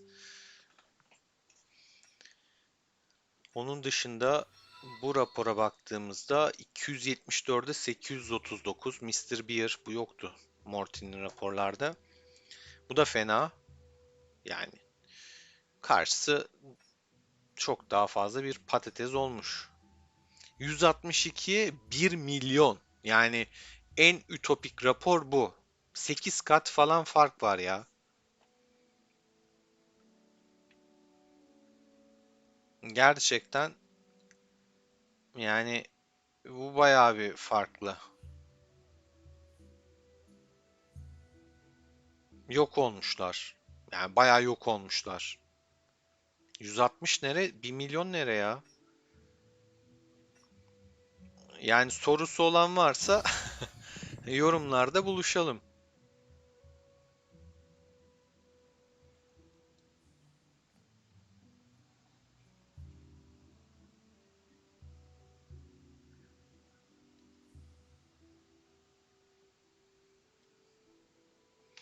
Hemen sohbete dönüyorum.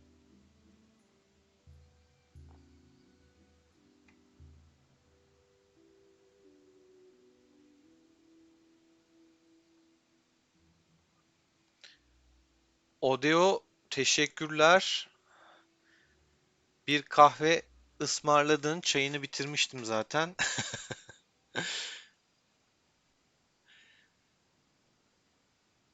İlker Şebnem'i kaç puan farkla kaybettik? Kaç puan farkla kaybettik? Bakalım. 46, 33. 2.77, 4.7.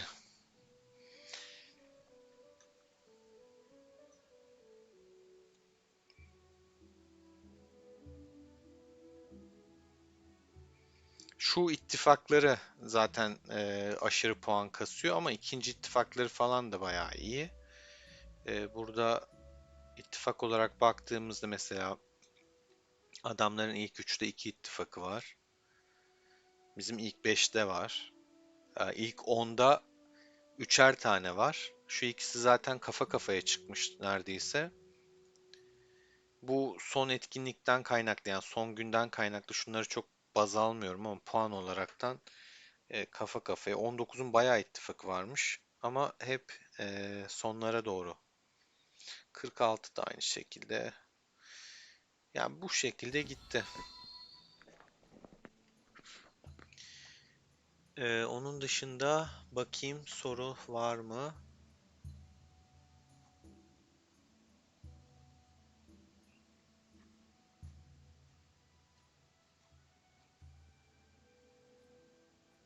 Snow'un raporu ne bilmiyorum.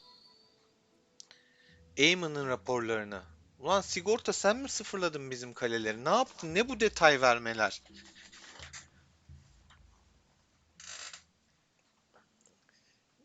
Sigorta, kaleyi sigorta yapmıştık biz. Tazminatını isteriz.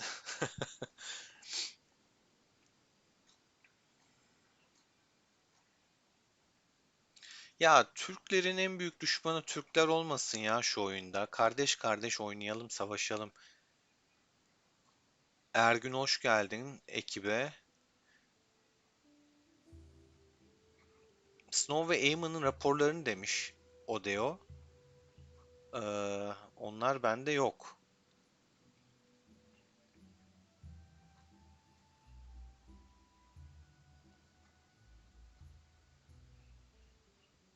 Ama Ati'nin dediği gibi oyunda olsak zaten raporlar ortada. Yani hani bunlar kale sıfırlamayı geç, kendi kendilerini sıfırlarlardı kafa atıp.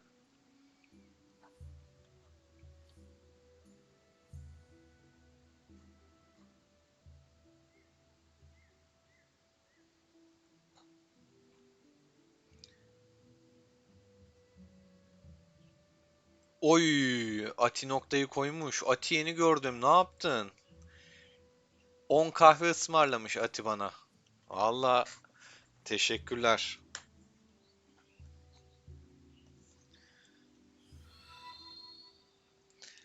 Ati hoş geldin ekibe de. O diyor her şeyi biliyor anasını satayım. Ben bilmiyorum lan Berk'te rapor olduğunu. Hilt hoş geldin. Yani nereden ne içimizde ajan mı var? Ne oluyor? Ne bitiyor? Anlamadım ben bu işi.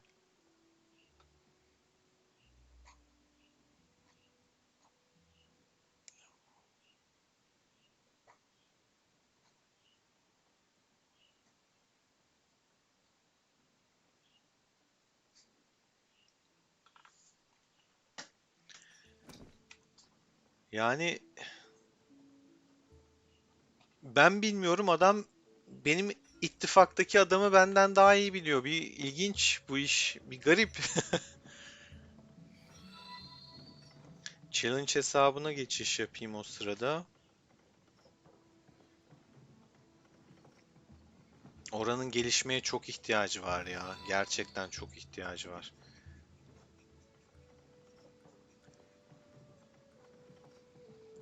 Ersen 10 kişiye abonelik hediye etti. Ares, Sezer, Muhammed, Eren, Fatih, Yunus, Kiera, Ersen tatlılar göndermiş yani sizlere. Serdar, Hulkonomi, Mustafa Yalçın.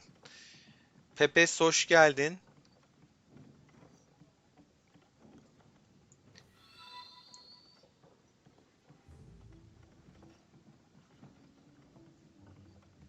Peter'a yeteri kadar sövmedik bence. Ya gerçekten Peter'a bir gönderme yapmamız şart. Ersen'e kalpler atayım.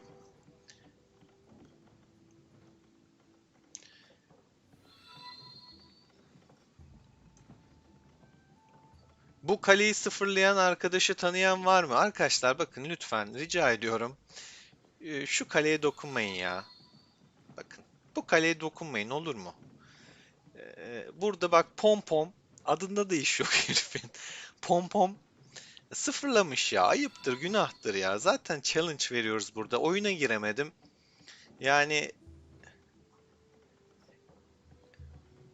gitmiş bak. Bütün birlikler patates olmuş. Pom Pom 54'ten arkadaşı lütfen bir aforoz edelim. Bu kaleye dokunmayın arkadaşlar ya. Bakın emek yani sıfır yatırımla oynanan böyle tamamen emek olacak bir kale. Challenge yapıyorum. İşleri daha da zorlaştırmayın. Gerçekten çok zor. Yani tam dedim biraz güçlendirdik ettik. Asker kalmadı ya. Oyuna bir girdim. Kabile kesecek askeri yok hesabın. Yapmayın beyler ayıptır ya. Vallahi ayıptır ya. Kabile kesemedim ya. Zaten kesmesi zor bu hesapla. Zorlu şartlarda içerik çekmeye çalışıyorum. Yani elimizden geldiğince işte güçlendirmeye çalışıyorum bu hesabı. Challenge'ımız devam ediyor. Şu an başlangıçtan beri herhalde 2 hafta oldu. Bir 5 milyon güç atmış oldum. Hesabın ilk T7'sini açtım. Onun dışında dediğim gibi hani yine bunu akşamdan akşama gibi falan girebiliyorum. Sürekli giremiyorum hesaba ama elimden geleni yapmaya çalışıyorum. Bakalım normal sıfır yatırım yapan birinin ne kadar ilerleyebilir, nereye gidebilir göreceğiz.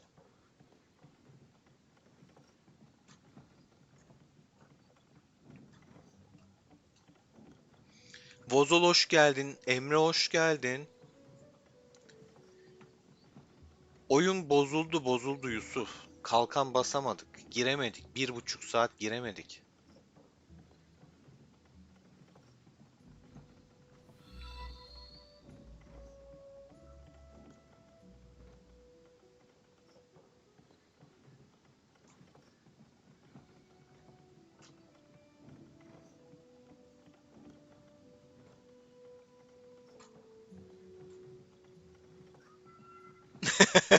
Ares'in şeyine çok güldüm. Oyun çıktığı günden beri yani yaklaşık 2 senedir 2000 TL yatırıp bugünlere gelmişiz. Emeğimiz çöp oluyor. Ah be Ares'im 2000 lirayla yani 2000 lira ile nerelere gelmişsindir? Şu an benim hesap herhalde şu an açtığım challenge hesabı falan 2000 liraya ya bu oyun şey bu arada şey için söylemiyorum. Bu oyunda yatırım olmayınca gelişmek zor. Zaten şu anki bu hesabın deneme amacı da o. Ne kadar gidebilir? Böyle az şeyle ne olabilir ona bakıyorum. Ersen yine bir çay ısmarlamış bana. Cansın ya.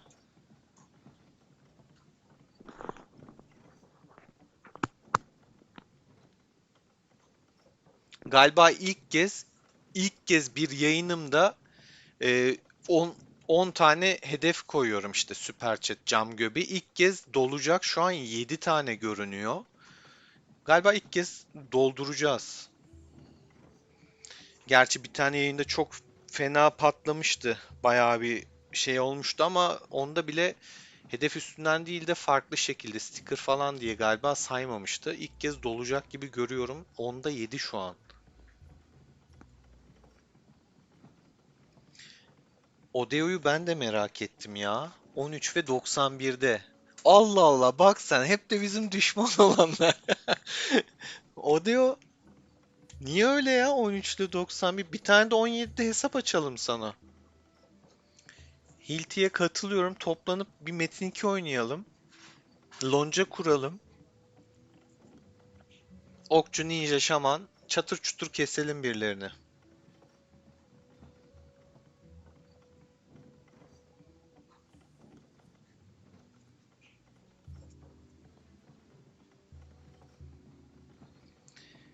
7 aydır para yatırmayıp 4M artması normal değil İsmail. Aktif de değilsin demek ki.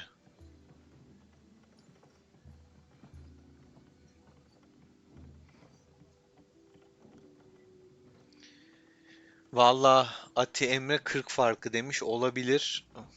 Bu kadar destek. Bak 8 oldu. Ersen dolduracak. Last 2 evet son 2.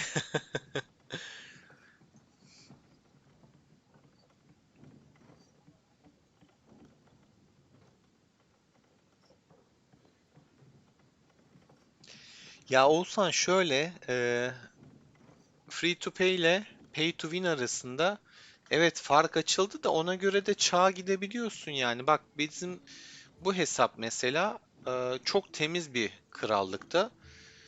Mesela ben kendi ana hesabımı getirsem şurada olacağım.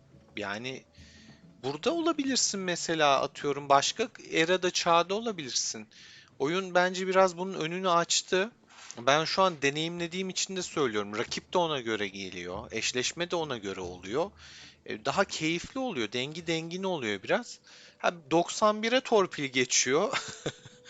Onlara değinmeden geçemeyeceğim. 91'e bayağı bir torpil geçiyor. 91 ile alakasız şeyleri eşleştiriyor. Çağları, eraları eşleştiriyor.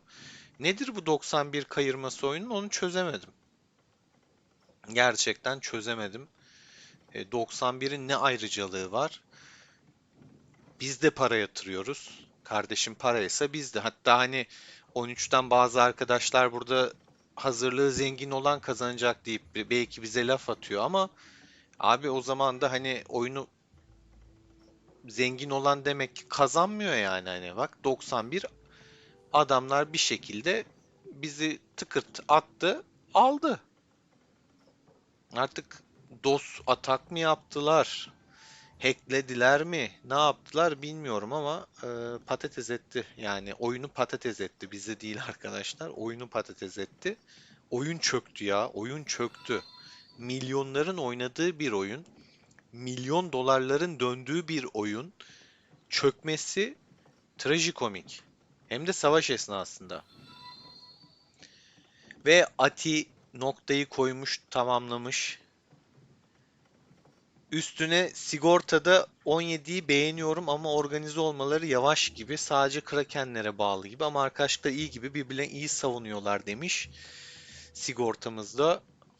Teşekkürler sigortamız.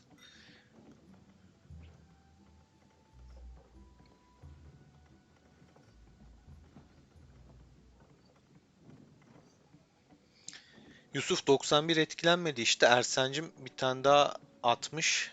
Vallahi hedefi tutturduk geçtik. Odeon'un cümlesini ben de çok beğendim. Ya ben hep 10 açıyordum. 10'da olmuyordu. O yüzden hani ben ilk kez böyle gördüm. Şok oldum. Yoksa burada 50 falan yapmak gerekirmiş bu çete gerçekten. 10 düşük kaçıyormuş.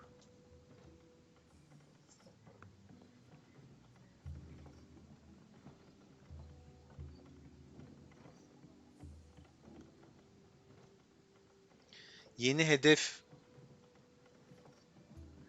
91'de mi?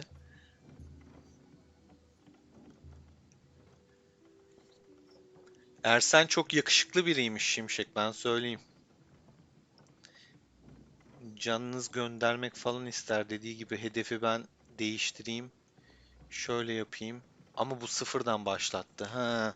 İlk kez yaptığım için ben de acemiyim arkadaşlar. Kusura bakmayın. Hiç böyleleri görmedim tabii. Kenan'ı dinledim.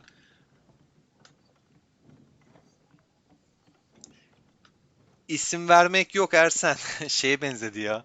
Maskeli beşler birbirlerini ifşalarken.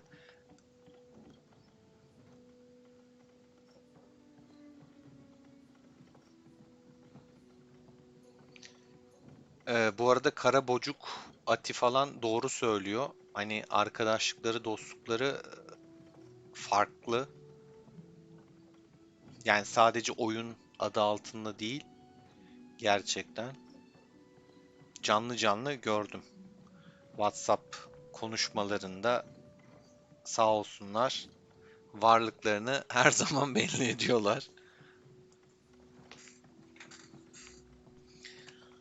Rinex hoş geldin.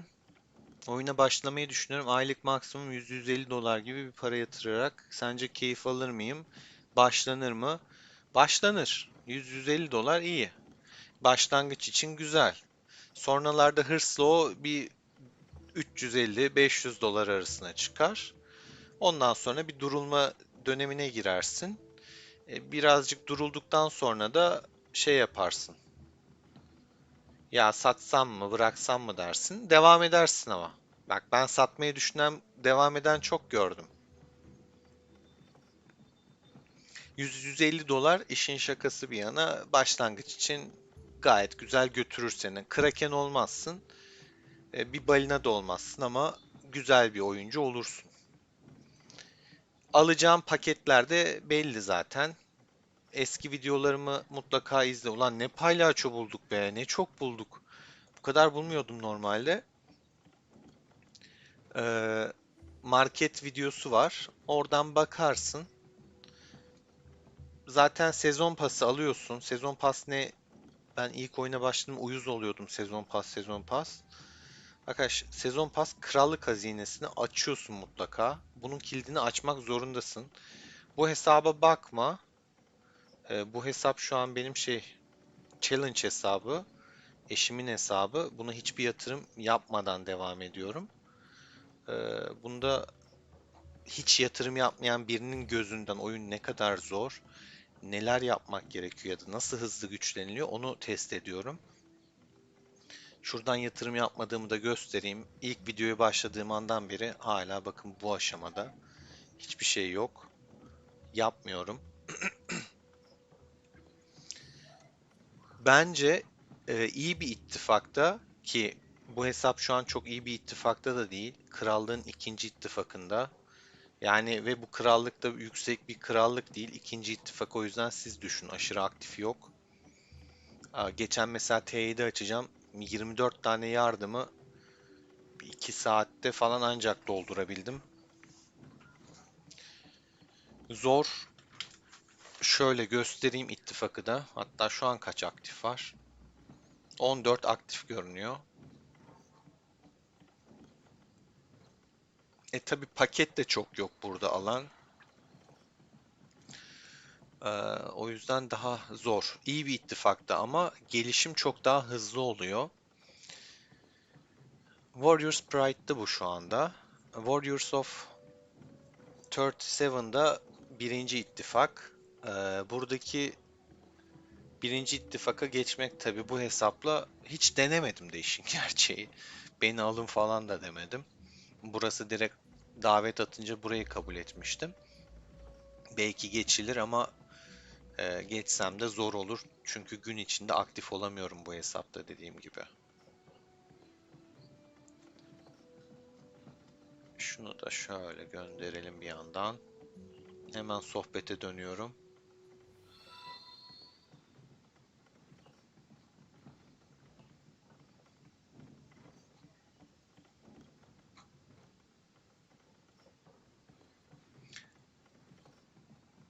Ama Şimşek'e katılıyorum bu arada. Direkt hesap almak daha mantıklı Linux. Çünkü e, o bütçeyle mesela örnek veriyorum Ati'nin hesabını satıyor Ati diyelim. Satıyor bu arada. Arthur'u 5 yıldız. Senin o Arthur'u açman için o hesaba çılgın gibi yatırım yapman lazım. VIP 18 olacaksın da 5 yıldız yapacaksın. Bir de Arthur'u beşlemek için de sürekli çark gibi bir mantık düşün, çevireceksin. Her zaman Arthur kafası da gelmiyor. Sarı kafayla beşleyemiyorsun falan filan. Detayına çok girmeyeceğim. Zor. Hazır bir hesabı çok çok daha ucuza alabiliyorsun. Mesela işte oyundan soğuyor biri, sıkılıyor, gitmek istiyor. Çok komik meblağlara veriyor. Geçen bir arkadaşım 120 milyon kalesini 8.000 TL'ye bıraktı. Yani 8.000 liraya sen 120 milyon kale yapamazsın. O kompları beşleyemezsin. İki tane 5 yıldız kompu vardı. Uyguna gitti. Öyle bulursan daha mantıklı. Aynen Atin dediği gibi biraz dışarıdan ön yargıyla yaklaşılabiliyor ama içeriden daha sıcaklar, samimi gerçekten. Vallahi her an her yerden çıkabilir. Ben de evet şu an bu yayında biraz şok oldum. Ya Ersen ya sen nasıl bir insansın ya? Vallahi yani bu kadar destek kardeşim olsa bu kadar destek olur ya gerçekten. Şaşkınım. Çok teşekkürler bu arada gerçekten. Şu an hani buradaki hiç kimseyle ben yüz yüze bir tanışıklığım falan da yok arkadaşlar. Hani adam kayırma falan da yok. Herkese tamamen işte WhatsApp'tan, oyundan ya da buradan yayınlardan tanıyorum. Gerçekten ama desteklerinizi hissediyorum. Çok çok teşekkürler. Gerçekten.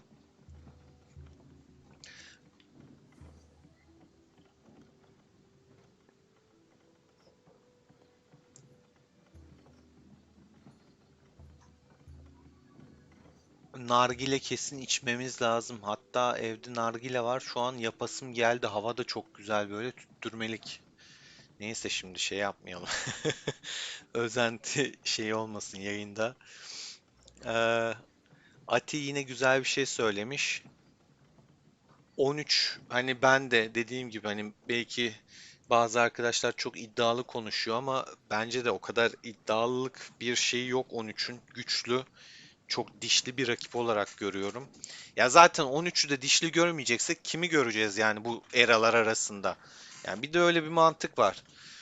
Ee, 13 yani şu an baktığımızda en yakın rakip 13. Bunu bir kabul edelim. Güçlü bir rakip, saygıyı da hak ediyor. En ufak dediğim gibi işte strateji hatası, Krakenlerin uyumsuzluğu, Krakenler aktif gibi olup alanda yeteri kadar iş yapmazsa işler değişebilir. Her an her şey olabilir ama hazırlığı kazanan bir adım önde başlayacağı da aşikar ve o hazırlığı da bizim kazanacağımıza inanıyorum ben. En az 15 bin dolar Arthur demiş. 5 yapmak, fulllemek. Onun maliyetini ben hesaplamıştım. 10.400 aynen 10 bin dolara falan geliyordu. Değişen kur piyasaları bilemem. Ama eskiden 10 bin doları falan fulleniyordu. Biraz da şans yaver gidince daha şey oluyor.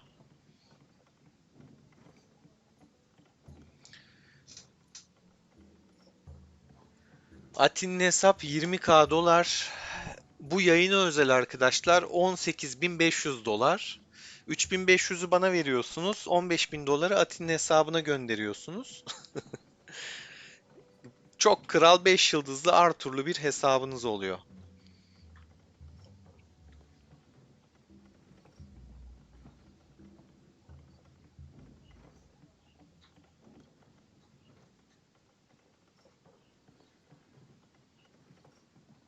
Oğlum Froike Zero diye isimle gelmiş biri de. O Froike hoş geldin ya. Türk müydün sen? Biz seni hep yabancı biliyorduk Froik.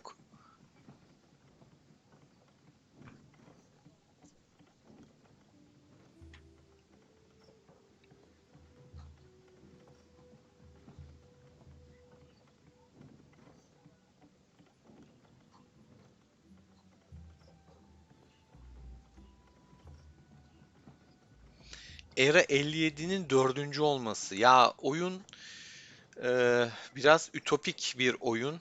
Etkinliklerde puanları öyle bir coşturmuşlar ki bir etkinliği kaybedersen çok aşağı düşüyorsun. Birini kazanırsan da çok yukarıya çıkıyorsun. O yüzden ben bunu çok şey yapamıyorum ya. Gerçekten çok garip. 91 ile de eşleştirdiği krallıklar da belli. Yani bu adamlar nasıl puan kaybedecek bizle 13'te ya da ne bileyim hadi 10'la 11'le. Onun dışında 42'de güzeldi. 42 ile falan eşleşmediği sürece çok zor yani bunların da puan kaybetmesi. İlginç, bilmiyorum. Ben buradaki şeylerin, etkinliklerin verilen puanları çok ütopik buluyorum. Aşırı uçuruyor, kaçırıyor.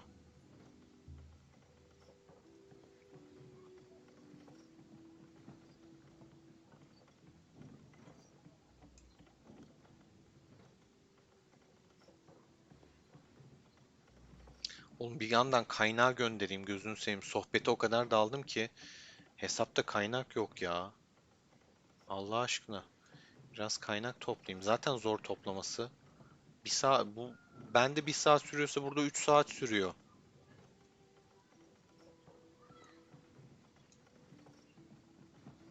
Toplama bonusu %134. Ya şunu da kesemiyorum, sinir oldum. Allah'ım ya Rabbim ya. Çok büyük challenge ya bu. Gerçekten çok büyük challenge. Zorlu bir challenge yani. Hani ben şuradan söyleyeyim balinaları krakenler. Alın böyle bir hesapta oynayın desem gerçekten üstüne para verir. Yeter ki benden uzak dur der. Tabii. Hanım bunları duyunca beni kesecek. Allah'tan izlemiyor yayınları da.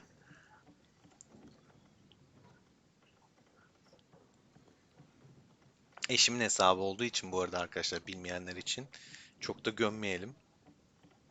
Emeği var. 229K erdemi var. Savaşlarda kalkan basarak yapılmış bir erdem.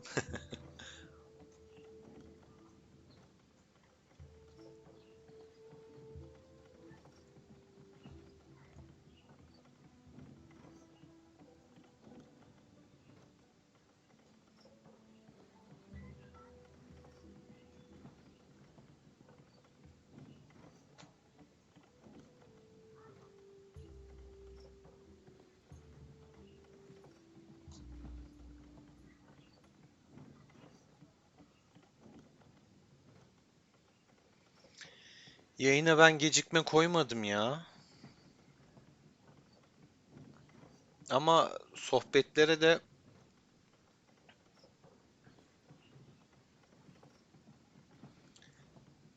bakmak gerekiyor.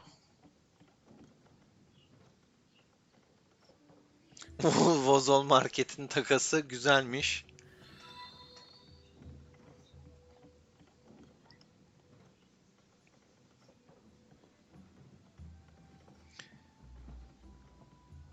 Sametçim çok teşekkürler.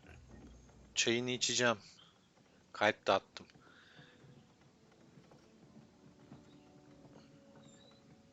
Evet Kenan, geç geldim ben Harika'ya. Sebep, çünkü Harika'dan haberim yoktu. Ben pazar seçiyorum ama beni cumartesiye atmışlar. Onun ayarlamalarını kim yapıyorsa bir konuşmamız lazım ya. Ben pazar akşamları e, müsait oluyorum. Cumartesi geziyoruz arkadaşlar yani. Şimdi hani ne yapalım? Cumartesi de oturup oyuna oynamayalım. Pazarda hani ertesi gün iş var diye biraz daha akşam evde oluyorsun. Daha erken geliyorsun falan ama cumartesi zor oluyor. Allah'tan fark ettim de girdim ya. Bu arada farklı kazanıyordu ben girdiğimde de bizimkiler ama benim için olumsuz. Kişisel puan alamıyorum. Bak sıralamada yokum şu an. Çünkü bir şafağı almadılar. Kaçırdım. Bak şafak puanım yok. Onda da az puan yaptım. Onda da düşük kaldım. Bir de şeyi kaçırmıştım. Bu şey var, meteor damarı bilmem nesi. Onu bir kere kaçırdım. Oradan puan gitti.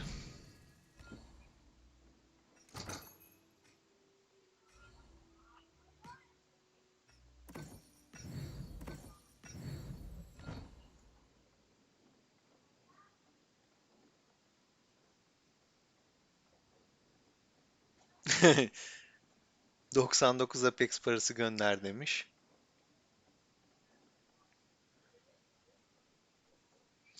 VP'ye de bakmıyorum çok fazla. Telefona bakmıyorum dışarıda Kenan, o yüzden. Yoksa etiket gelmiş ama ben bayağı geç gördüm. Telefona da bakmıyordum dışarıda olduğum için.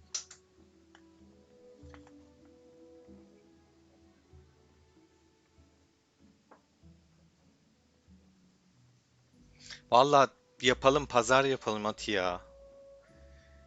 Yani bir pazar yapalım.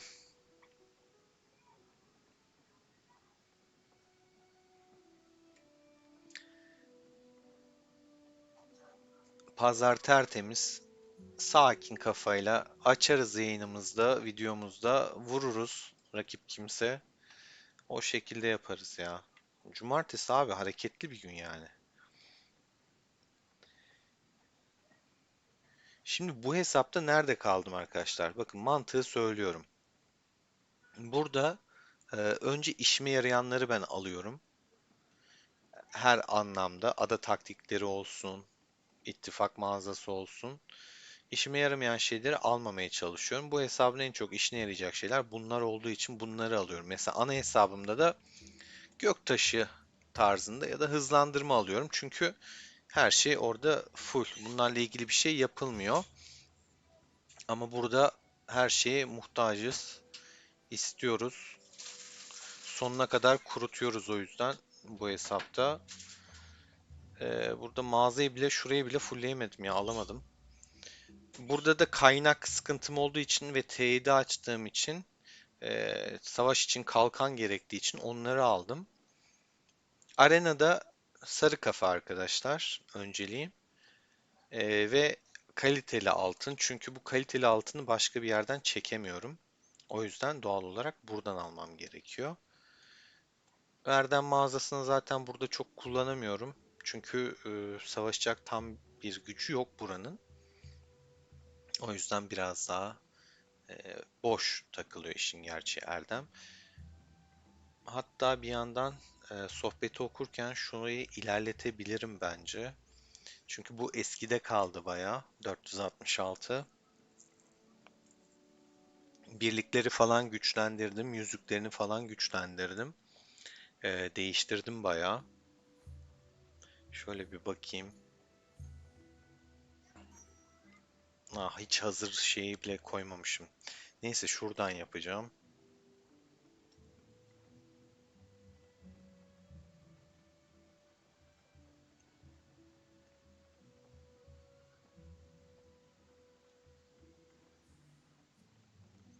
Yani güçlü dediğimiz bu tabii. Yani bu hesapta bir şey beklemeyin o kadar. Ee, Yapabileceğimiz şeyler sınırlı. Şuraya şarı koyacağım. Bunları seviye aldırması da çok zor. Yeterli şeyim yok çünkü. Bir tane de kılıç, kılıç, kılıç.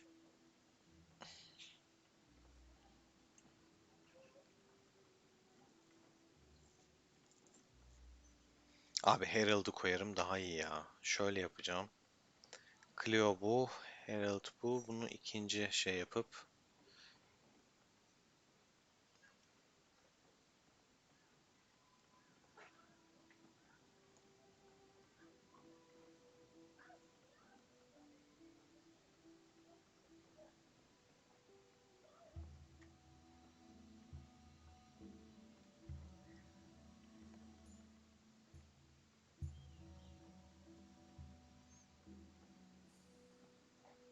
Otoya da çekelim bunu. Kafamız rahat etsin. Bakalım ne kadar ilerleyecek. Şöyle bir güçle.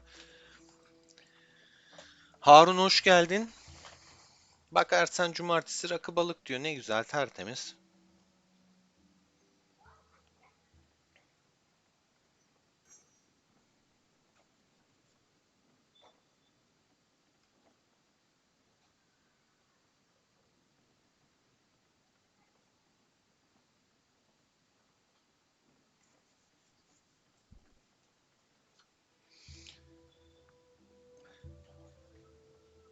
'Olmayan kişinin adını geçirmeyelim ya. Aynen. Ana birliği full 5 yaptıktan sonra mağazadan sarı toz alın full demiş. Sarı toz ne Harun? Kaliteli altını mı diyorsun sarı toz?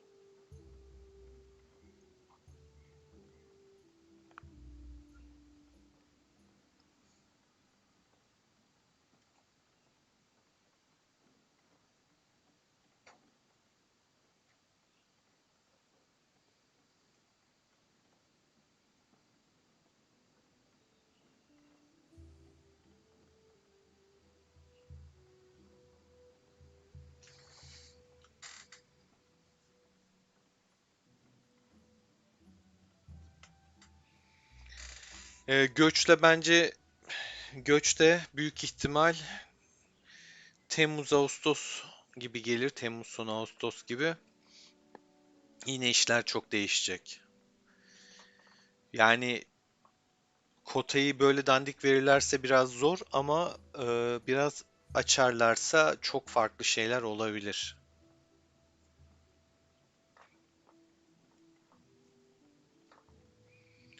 Aynen Harun. Mantıklısı olan o zaten. Kaliteli altın almak bayağı iş yapıyor. En çok ihtiyaç duyulan şey çünkü yüzük. Yüzüğü geliştirmek için de temel şeyi o.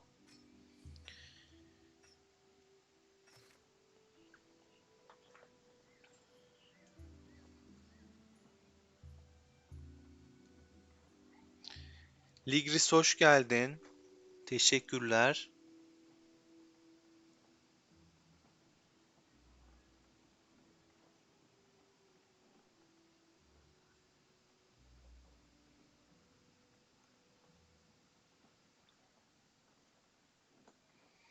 İbrahim seni de çok takdir ediyorum. Ya gerçekten efendiliğini, kibarlığını hiç bozmadan sohbet ediyorsun.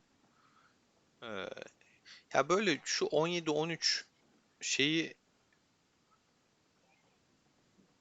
niye bu kadar e, atarlı giderli oluyor onu bilmiyorum. Yani abi bak İbrahim 13'te ben gayet seviyorum kendisini. O da beni sevdiğini düşünüyorum ki burada zaten.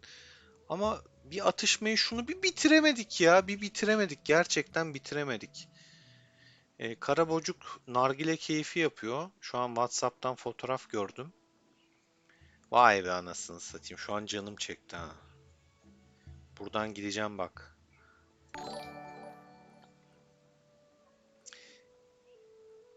Aticim güzel bir sticker attı. Sevgi pıtırcığı.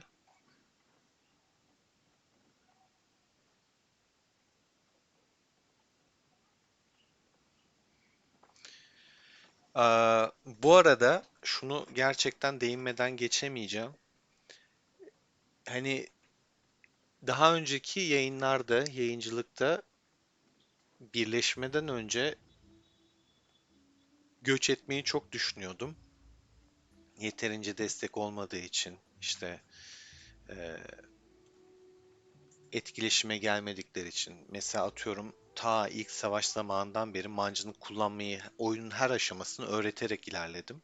Zaten kanalı onun için açtım. Abi ben çekiyorum videoyu atıyorum. Adam geliyor hala WhatsApp'tan bana mancını nasıl kullanacağım diye soruyor. Yazıyla tarif etmek var. Ben sana uygulamalı video çekmişim. Zaman harcamışım, emek harcamışım, oturmuşum, yüklemişim, etmişim. Aç bir bak ya. Yani hani bundan çok şikayetçiydim.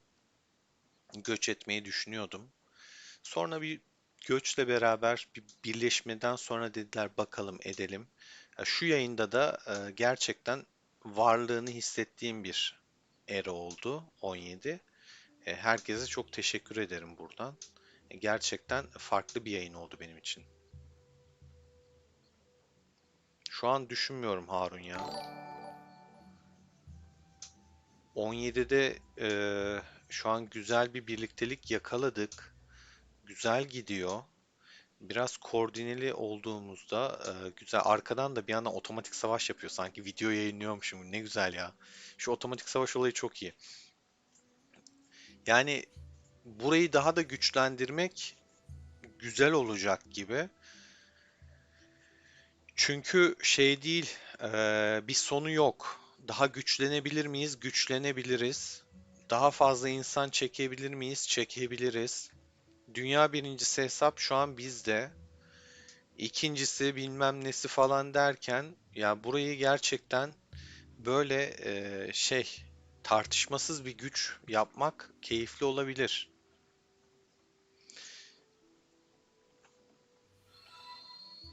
Samet çok teşekkürler.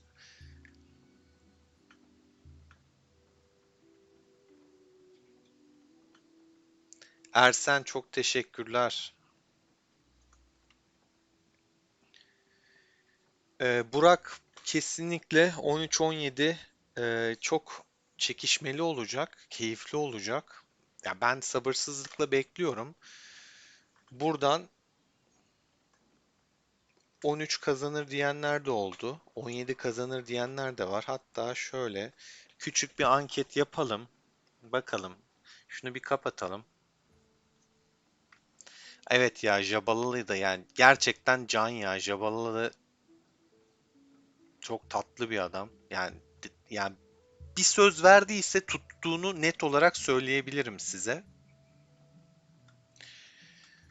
KVK'da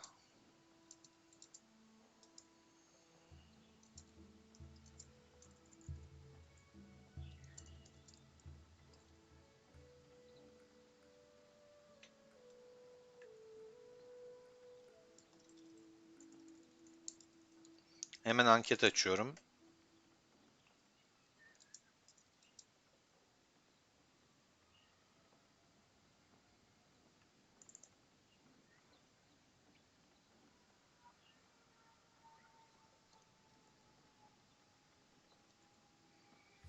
Evet, anketi başlattık. En azından izleyicilerin de nabzını bir görelim. Kim ne düşünüyor? Buradan daha net olur.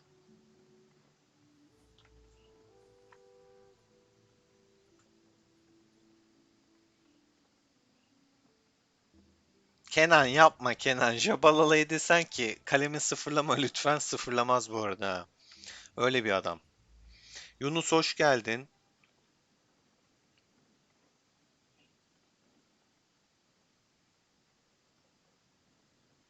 Evet şu an anketi başlattım.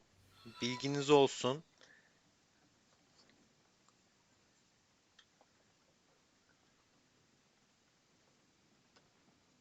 Zero da candır İbrahim bu arada. Yani Zero'da yani Froyke gerçekten gördüğüm böyle Krakenler arasında da en karakterli, düzgün, ya asla böyle hani burnu havada bir adam falan da değil. Ve arkadaşları için, ekibi için de elinden geleni yapan bir adam. O da çok farklı bir kul var. Yani böyle iyi insanlar olması da insanı çok mutlu ediyor. Onlarla aynı ortamda olmak, oynamak da ayrı bir zevk veriyor ya. Gerçekten ayrı bir zevk veriyor. Kıymetli oyuncular. Froike'miz artık zaten dünya birincisi.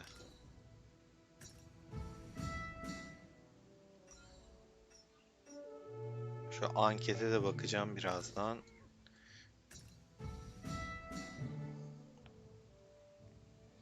506'ya kadar geldi. Güzel gidiyor bu. Evet. Şu an 14 oy geldi.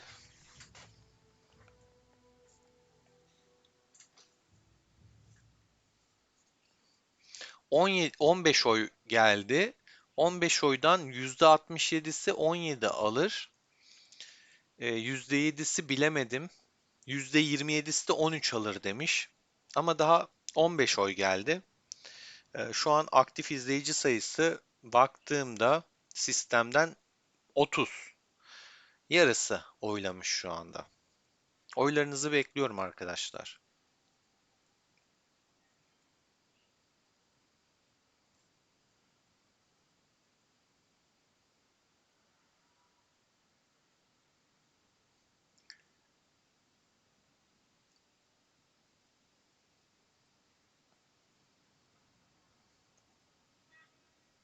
Doğru, Ati. Ee, Dünya birincisinin hesabında 3,5 milyon Apex var. Ya şimdi mesela hani hazırlık aşamasını işte şey yapalım hani abi şey için söylemiyorum. Ya bu adamlar bastığında tamam John olsun, Jabalalı olsun da yani en çok Kraken baktığında en baba Kraken buralarda yani 17'de. Karate hani güç olarak bakmayın sadece. Basma konusunda, hız konusunda falan karateden delisini Stesse vardı. Karate yani ikisi mesela bana işte asker basma en çok kim bastı şu ana kadar gördün 2 senede? Abi ben karate ile Stesse'yi gördüm. John'u da bir kere gördüm ama yani hani karatenin ütopik rakamı kadar görmedim. Yani karate bir keresinde tek başına bütün krallıktan fazla puan yapmıştı tek başına. Yani bu adamlar bir hazırlığı kaybedeceğimizi hiç düşünmüyorum ya.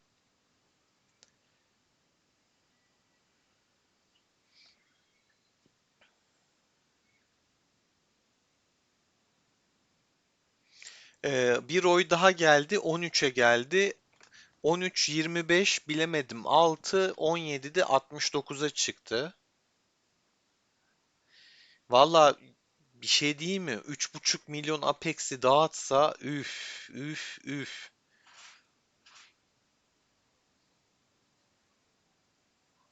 Ha Ersen bak eline sağlık. Abi adam yani hani şey ya gerçekten karate o konularda biraz farklı. Gücü aldatmasın. Gücünün şey kalma sebebi sürekli kale sıfırlıyor yani. Her şeye kafa atabiliyor adam. Hiç düşünmeden pat pat pat vuruyor. Ya umrunda değil çünkü basıyor. Olay para mı? Evet para arkadaşlar yani sonuçta. O zaman da hani şey demek lazım. 17-13'e göre daha zengin. Ama sonuca bakacağız yani. Ben şeyi çok merak ediyorum hala. Dediğim gibi ben ortada görüyorum savaşı. O savaşı 17 kesinlikle alır demiyorum. Ama hazırlığı alacağımıza düşünüyorum.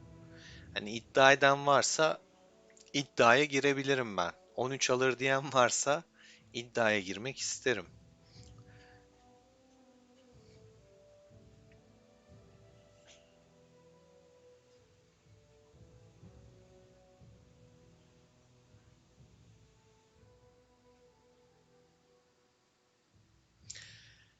Yok Harun, savaş konusunda 13 bizden daha organize, evet, ama hazırlıktan bahsediyorum. Hazırlık aşamasında bence biz alacağız. Saati falan da biz seçeceğiz.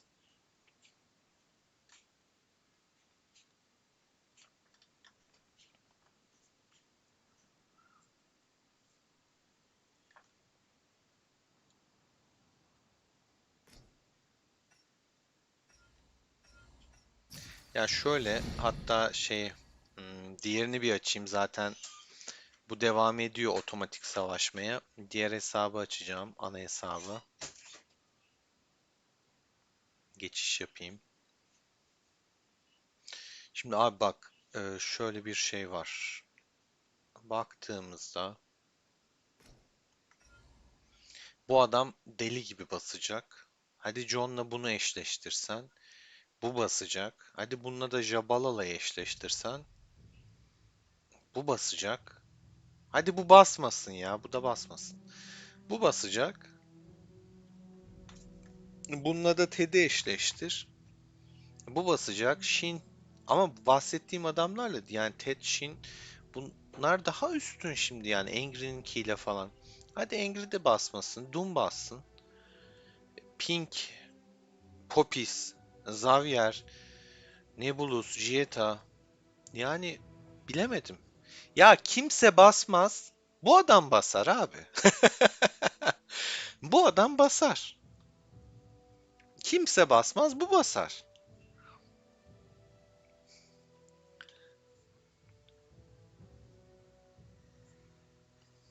Yani en tehlikeli adam var burada bizde. Şu adama dikkat etmek lazım bak. Bu adam çok ciddi basabilir. Tehlikeli bir adam. Yalnız istesem böyle sıralanmaz. Üç arka arkaya sıralanmış. Bu üçlü çok tehlikeli olmuş.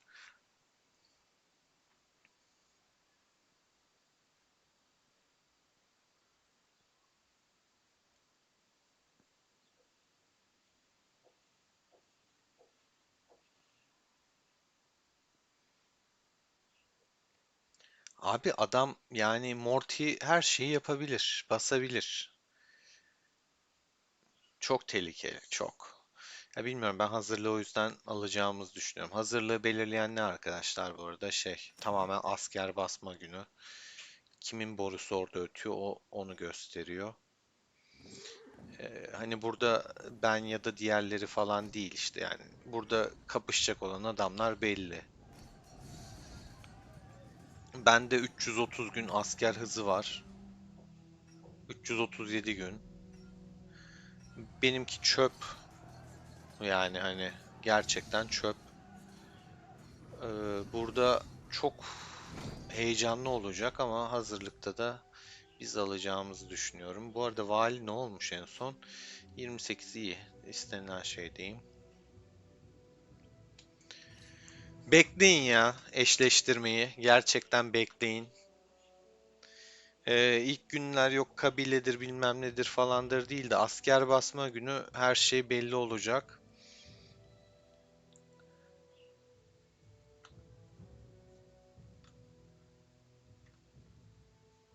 Evet, Benz de var.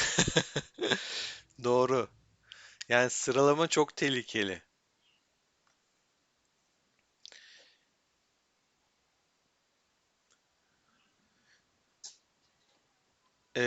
Bir ara şey denemişti 13 mesela.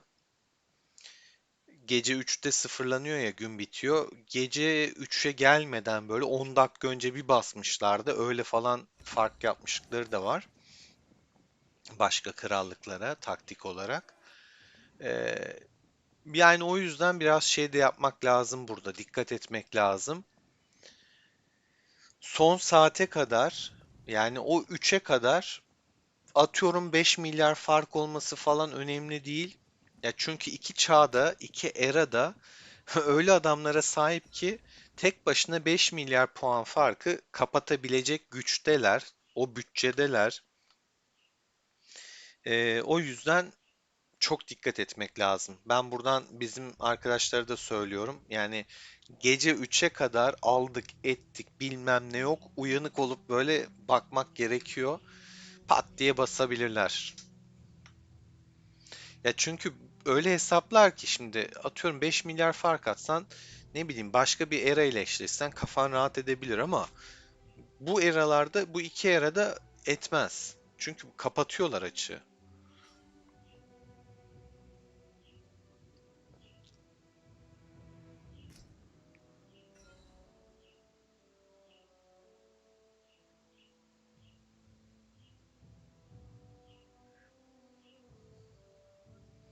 Ya biz de bayağı güçlenmişiz ya gerçekten.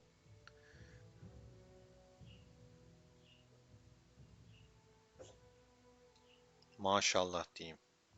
Şöyle ittifakı da göstereyim arkadaşlar. Bizim birinci ittifak 27,8 milyar güçte. İkinci ittifak 22,4 milyar güçte. 3 16,3. 4 13,6. 7 düzeltiyorum. Bu da beşinci ittifaktan bahsediyorum. Bakın artık beşe geldim. 11 milyar 871 milyon güçte. Yani 5 tane ittifak var krallıkta. Ve kapasiteleri görüyorsunuz. Yani abi 5 tane ya. 5 çarpı 170 yap. 850. 2 tane düştük. 848. 848 oyuncu var. Yani şunları falan saymıyorum. 848 tane şu an hani böyle pasif de değil. Neden? Bunları yeni yeni düzenlediğimiz için geçişleri yaparken falan adam aktif kaleler yani. Hani böyle içinde kalmış bitmiş falan değil. Gerçekten bayağı fena geçecek.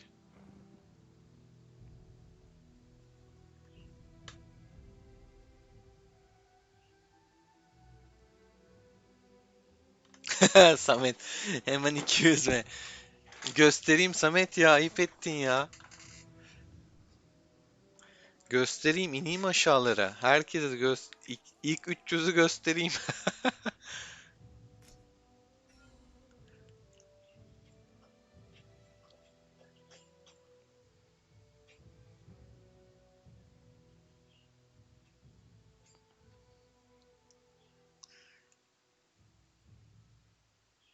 Benim biraz korkum şeyden olabilir. Savaş konusunda. Aktiflik konusunda tam katılım olmasını istiyorum. Ve koordineli olması gerekiyor ama 13 o konuyu çok iyi yapıyor. Aktifliği ve koordine konusunda bayağı başarılılar.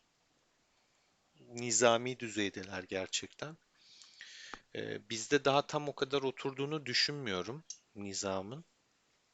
Bazı eksikliklerimiz var ama bakalım yani. Beni bir tek düşündüren o işin gerçeği.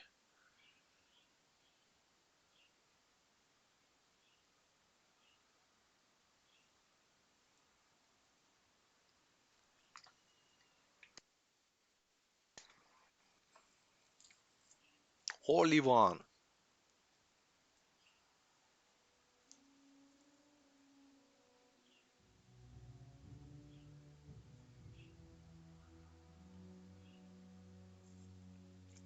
Yani sıralamada maşallah var.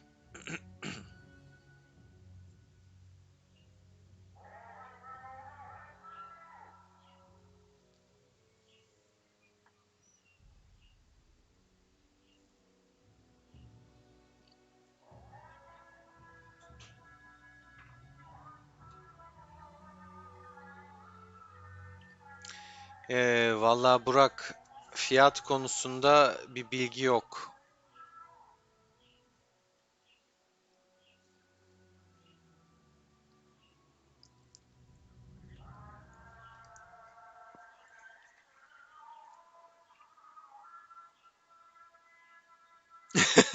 Ati daha güzelini demiş. 200 TL'ye gösterelim diye.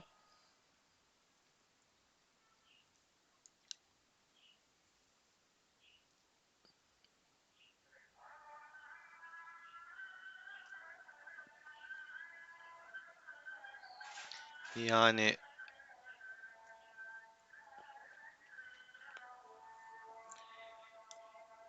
Ati ortaya mesela bir iddia attı. Hadi bakalım. Diyor ki kral öldü dediler. Desinler ki kral döndü şeyini yapar mı? Bakalım. Yani neler gösterir bilemeyiz gerçekten. Oyunu neden bıraktı, neden şey oldu onu da bilemeyiz. Özel sebepler olabilir. Başka konular olabilir. Tefecilere borçlanmış olabilir. Her şey olabilir.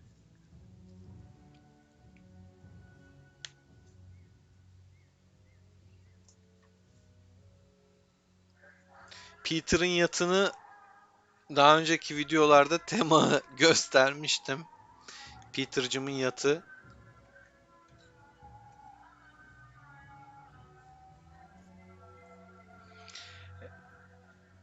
Bu arada hesap incelemelerine devam edeceğim. Belki incelemelerimizi işte merak edilen hesaplardan, for sale'den falan yapabiliriz. Hesaplara bakabiliriz, inceleyebiliriz. Ya da bahsettiği gibi Samet'in mesela onun hesabına da bakabiliriz. Komplar, detaylar yani buradaki güzellik şu oluyor. Herkesin hani ana birliği farklı olabiliyor ve bakış açısına göre de şekillendirebiliyor. İlla söylemleri dinlemek zorunda değil kimse. Mesela benim Madame şeyim Kuro Musa'm accepti strage. farklı. Jos Kralın amico kılıcı var abi burada. immortal. Ben bununla kullanıyorum. Memnunum. Daha farklı kullananlar da var. Ana kompum mızrak. Ana kompunu herkes böyle çok daha detaylı araştırıp baktığı için Lubu ana kıtası olan bir arkadaş mesela çok güzel bazı case'ler verebiliyor. Karşımızda Şunu kimse şöyle duramaz. yaparsan daha iyi olur, bunu Sientin böyle yaparsan karşımızda daha iyi kimse olur gibi. olamaz. Sientin Bu sabi kara bayrak konusu impossible. mesela şeyde Zao'da tartışma olabiliyor. Onun yerine daha farklı yeteneklerin açılmasını önerenler olabiliyor. Herkes dediğim gibi hani böyle kendi mantığına göre, çerçevesine göre daha Karşımızda kimse şekillendirebiliyor. duramaz. Sas. Ama bazı değişmeyen noktalar var tabii ki. Madame E, Kuro. Örnek veriyorum Lubu'nun yetenekleri.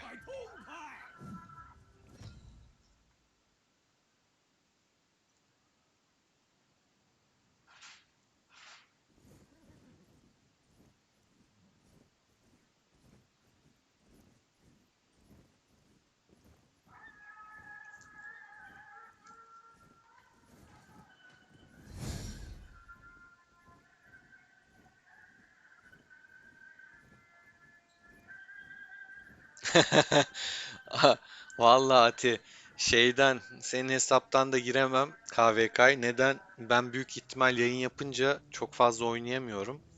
Orayı göstereyim, savaşı göstereyim bilmem ne derken ilgilenemiyorum o kadar. Bu savaşta biraz büyük ihtimal hani içtimalara destek atıp çıkacak modda olacağım. Zaten hani şöyle bir şeyde evet senin hesapta olsam sahaya çok rahat inilir. Şu hesabın güzelliğine bak. Ama ona odaklanmam lazım. Yayını yaparken de işte sorulardır, sohbettir derken çok odaklanamıyorum ben de. Yani sırf işte izleyicilerimiz için fedakarlık yapıyorum ama anlamıyorlar bunu. Destek olmuyorlar. Ama ben bayağı bir fedakarlık yapıyorum. Atin hesabı inceleyelim ama. Bakalım. Ederi dediğim gibi 18.500 dolara, 3.500'ü benim hesaba, 15.000 doları da Atin hesaba gönderiyorsunuz arkadaşlar. 20.000 dolardan bu yayına özel 18.500 dolara düşürdük. Era 14. Era 14 de güzel. Bakmıştık, bütün eraları incelemiştik zaten.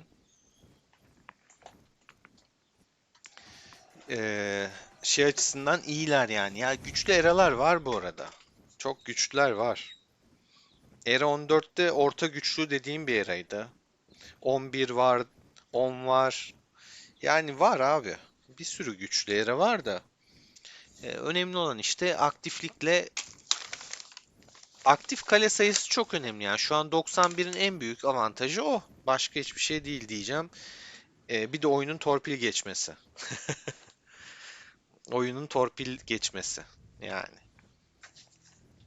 Abi gerçekten son etkinliği unutamıyorum ya.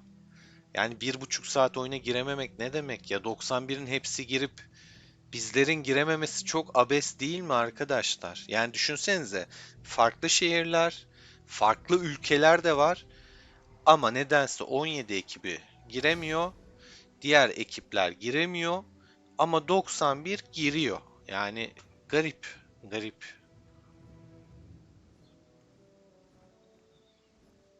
Vallahi Atin hesapta etrafta evet vahşet yaratılabilir dersen de çekim yapacağım, hesap boşa gitmesin. Yani o hesaba savaşta ihtiyaç var.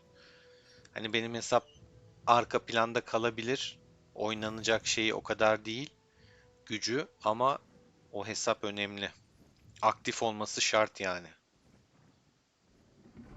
Onun dinleneyim edeyim yapacak bir şeyi yok.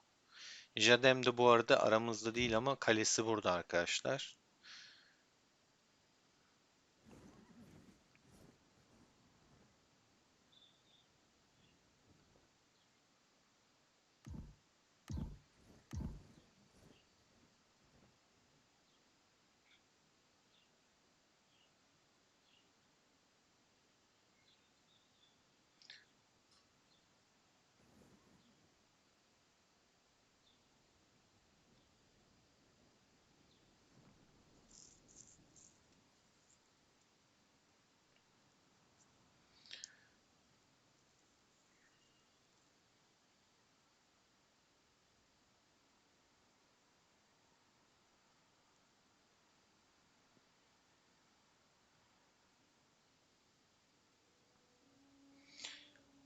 Şöyle sigorta puanda öyle görünüyordu da savaşta değildi. Yani o puanda görünmesinin sebebi biliyorsun ilk günler toplama.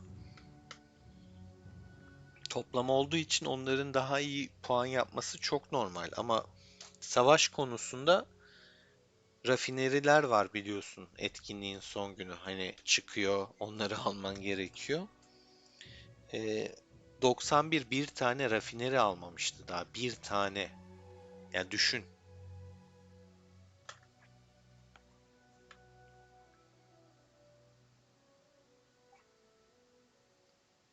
Senin kale nerede Samet? Ha Karaböcük. Bak Karaböcük Kalesi'ni de bulduk. Samet'inki nerede?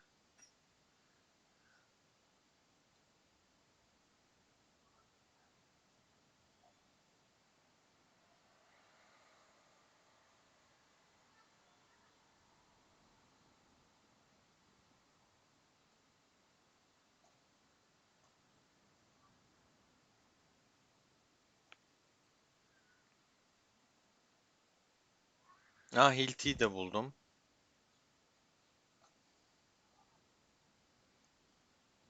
Ati'yi de bulduk.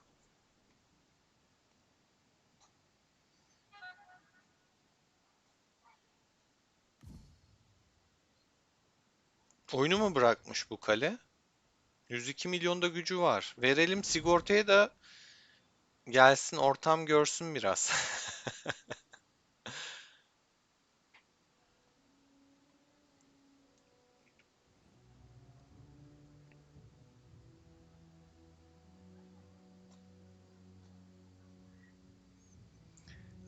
Aticim teşekkürler bu arada. Odeo'ya tatlı gönderelim hemen.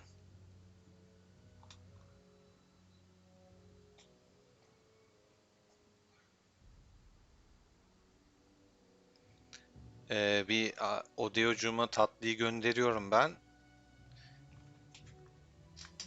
Kendine gelsin. Sol alttaki ve ortadaki demiş.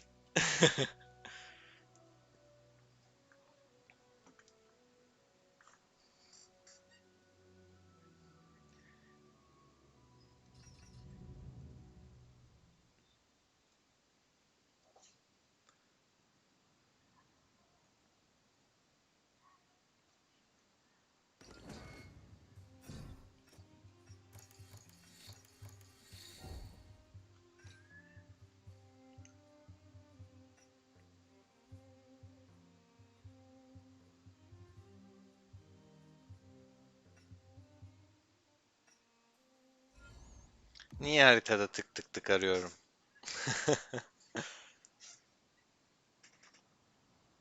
Ya bu temada oyunun e, grafikleri gerçekten çok başarılı.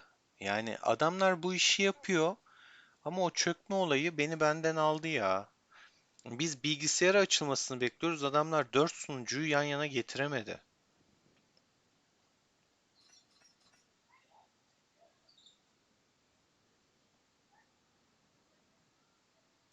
1089 1394.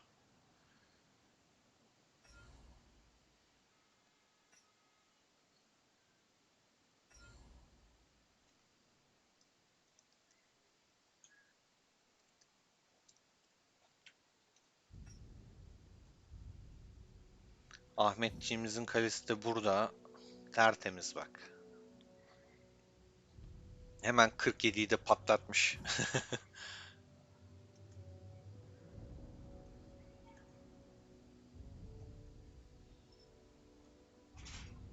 Sezer hoş geldin. Vallahi pazar çalışanı Allah kolaylık versin ya.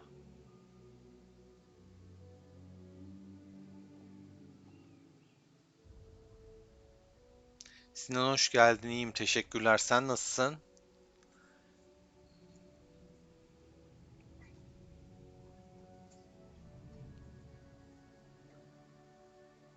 Ya Esat sigorta Esat ha?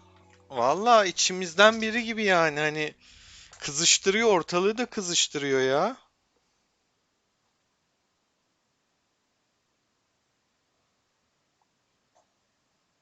Profiterolünü yesin rahatlasın ya.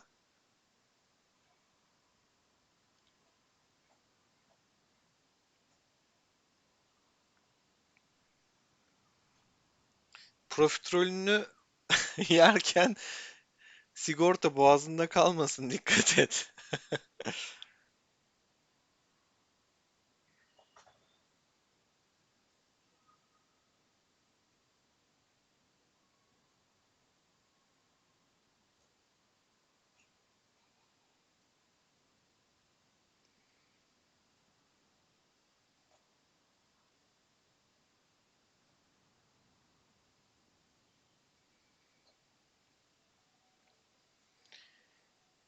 Burada dediğim gibi hani ben bile şeyi bilemiyorum dost mu düşman mı? Vay be Ersen'e bak ya bak. Adam 7/24 destekte.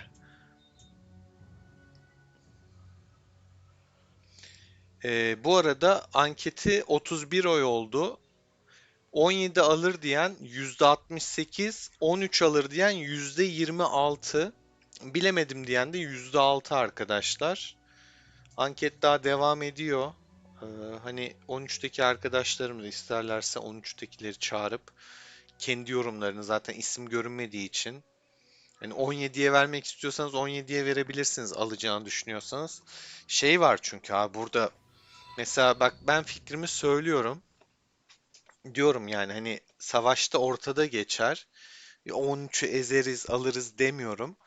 Ama mesela 13'ten biri 17 alır dediğinde 13 düşman kesilebiliyor. Ben doğru bulmuyorum böyle davranışları. Sigortadan bal yanaklar ordusu. Teşekkürler sigorta. Afiyet olsun. Ben de bir tatlı siparişi vereyim bari ya. Vallahi bak canım çekti. Gideyim bir kruvasan söyleyeyim. Pastacı kremalı, muzlu, çilekli.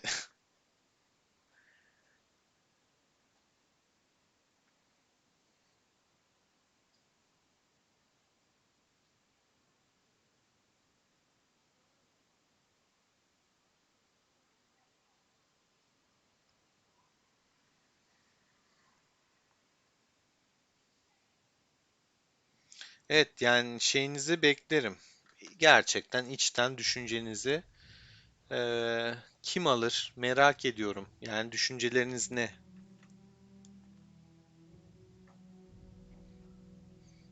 13'tekiler de mutlaka oy kullansın. 17 gibi taraflı olmasın.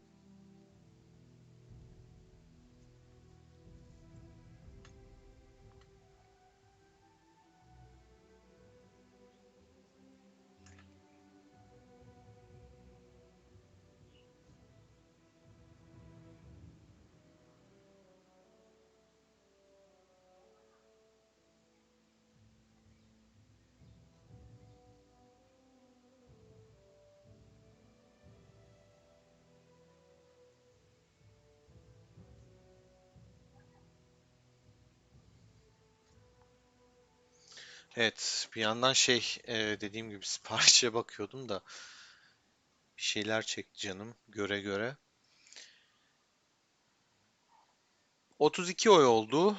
Ee, Kime gitmiş oy? Valla 17 hala, 69'da, 13 25'te. Hangisine gittiğini çözemedim. Bilmiyorum. Killer Body çok teşekkürler. Eyvallah. Ya destekler kıymetli. Valla şu hayatta en değerli şey zaman. Oturup şunu zaman harcamak. Yani hani e, birlikte sohbet etmek keyifli olan kısmı. Olmayınca olmuyor. Şimdi bir tabii herkes de buradayken ufak bir çark yapacağım. Şu Roland'ı beşlemek istiyorum çünkü. Gideceğim. Hemen ekranımı da şey yapayım.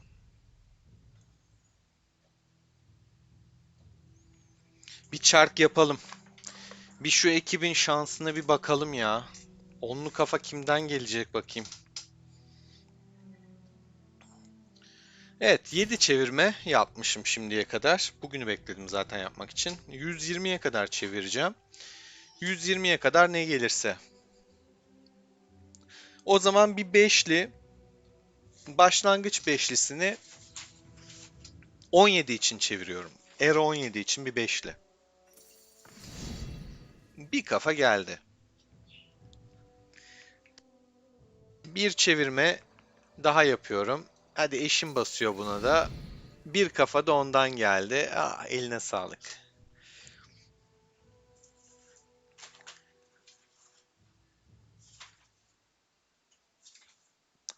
Kanut mu? Kral Kanut mu? Vallahi Sinan, vali olarak gelir gelmez bir şey diyemem ona ya. Oyun çünkü bir şey söylüyorsun, yapmıyor. Bu sefer şey gibi, finansçılar gibi oluyorum. Şu hisse senedine işte yükselebilir diyorsun. Hisse senedi yükselmiyor, linç yiyorsun. O yüzden yorum yapmayacağım ona, Kanut'a. Ya bak mesela ben bilgisayar versiyonu Steam'e gelmesini Haziran gibi bekliyorum. Bakalım gelmeyecekse linç yiyeceğiz. 2 saatin üzerine gelince bir beşli. Hugo Müzik yazmış. Bakayım. 2 saatin üzeri açalım. Şuna bekleyeceğiz ta. O sırada yorumu okuyayım. 3 tane birli çevir demiş Ati. 2 saatin üzerine bir beşli, sonra da 3 tane birli çevireceğim. Bakayım. 2 saate gelmek üzere. Üçüncü kademede Roland şu an arkadaşlar. Bak 2 saatte yapacağım şimdi. Hadi inşallah bir onlu vurdurursunuz. Tam ortadayken yapacağım. Bir kafa, boş geçmediği sürece sıkıntı yok. Ati demiş 3 tane birli. Bir tane birliği attık. O temiz. Bir birli daha. Bir birli daha. Üçte bir güzel.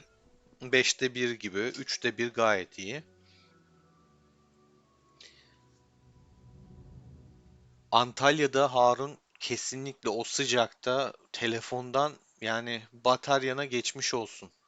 PC versiyonu kesinlikle şart ya.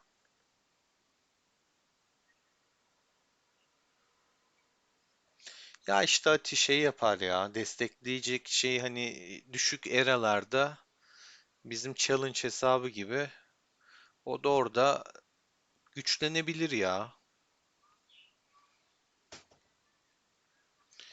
Bir beşliği atıyorum.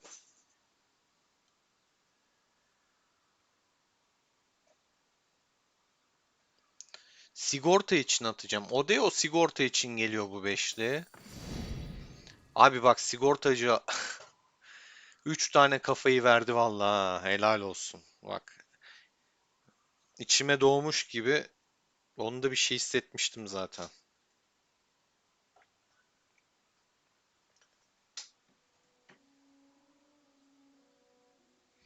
Ya 3 yıldız bence de çok çok güzel olurdu. Yani zaten para yatıran adamla 3 yıldız arasında da Yine çok fark var. Ya ver 3 yıldızı en azından. Adam da biraz oynasın, kabile kessin, eğlensin.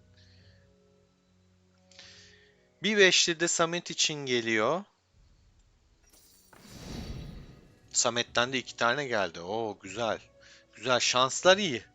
Şanslarımızı bozmayalım. Sinan için bir beşli atayım. Kanut'u sordu. Sinan. Bir kafada Sinan'dan geldi. Bir de şey için Killer Body için atalım. Kalbine kalp atalım bir beşli bakalım.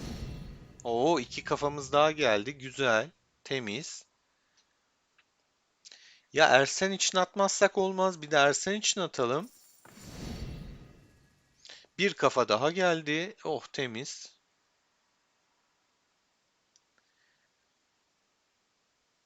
Kenan için atalım bir beşli de. Güzel ya maşallah diyelim. Daha boş geçmedik ha. Daha boş geçmedik şaka maka. Şansına güvenen varsa yazsın arkadaşlar. Onun için atacağım.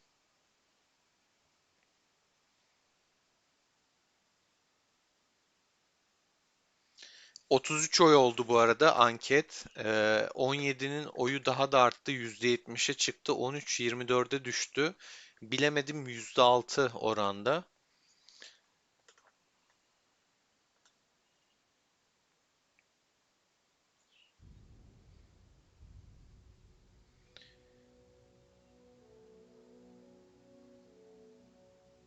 Türkoğlu için atıyorum bir beşli.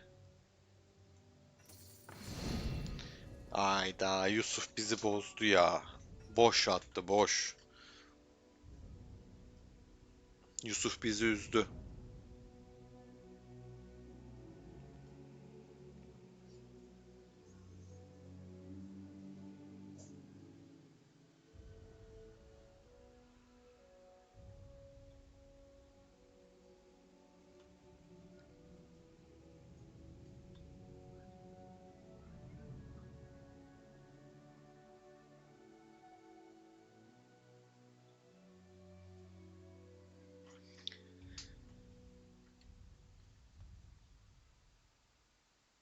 Vallahi bak Yusuf zaten güvenmiyorum demiş. Patlattı bizi. Senin için bir attım. Bir beşli atıyorum Ati senin için. Sonra İbrahim için atıyorum. Ati bir beşli geldi. Üf. 11 kafa. Ya bak bir de diyor benim için atma diyor. Bak bak naz yapıyor bir de. 1000 çevirmeye 4 yıldız zor yapıyorum diyor. Şansını aldık. Şimdi İbrahim için atacağım bir beşli. Zorlu bir arkaya geldi. 10 kafa 11 kafadan sonra bakalım. İbrahim, o tertemiz. Vallahi İbrahim, senin de şansın helal olsun güzel. 3 kafada senden. Yok Ahmet şu an çok temiz gidiyor. 3 kafa çıktı sigorta. Burada nicklerle sesleniyorum ki herkes anlayabilsin diye. Gerçekteki ismi kullanmıyorum arkadaşlar ki hani kime hitap ettiğim belli olmaması. 34 oy oldu. 17 %71'e çıktı. 17 için oylar artıyor bu arada. Selim hoş geldin. Kiros, Roland, Musa 3 yıldız idare eder. Zaten mızraklı komp, sağlam komp.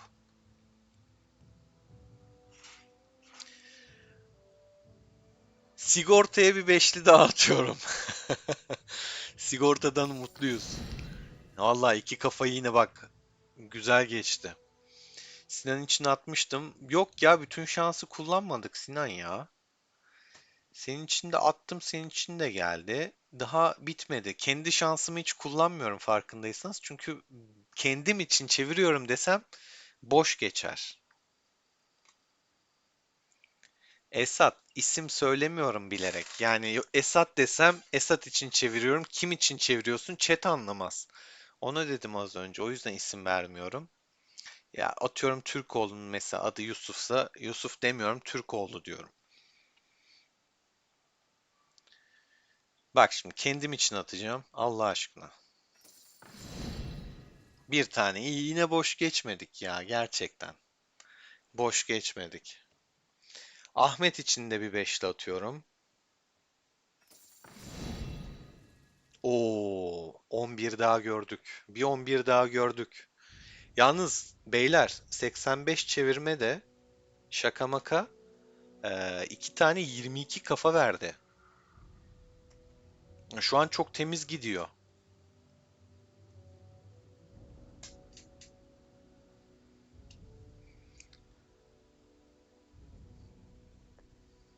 Çok temiz gidiyor şu an. Yani şu an böyle Hugo Müzik için atacağım ya. Hugo Müzik.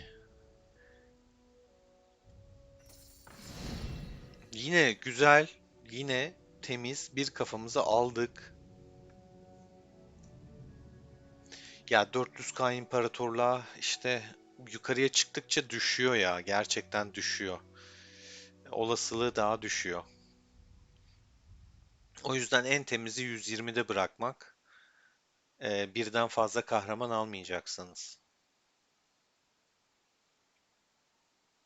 Bir beşli de 17. Haydi. Bir kafa daha temiz.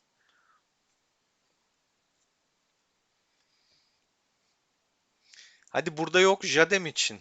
Adı çok geçti. Andık o kadar. Jadem için atalım. Onda da şans var gibi. Bir bakıyorum. Beşli atıyorum Jadem için. Ne gelecek?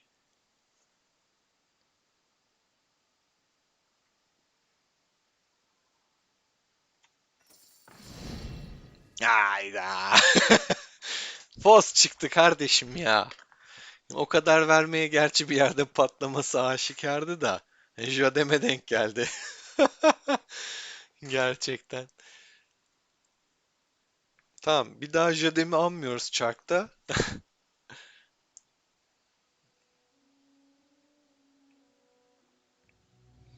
Vallahi İbrahim kendim hariç herkes adına çeviririm. Jadem de hariç. Artık Jadem'i de yazdık. Jadem hariç. Şansına güvenen.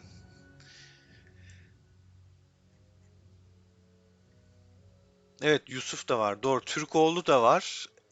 Adını çevirmeyeceklerim listesinde. Bakayım listeden isim seçeyim.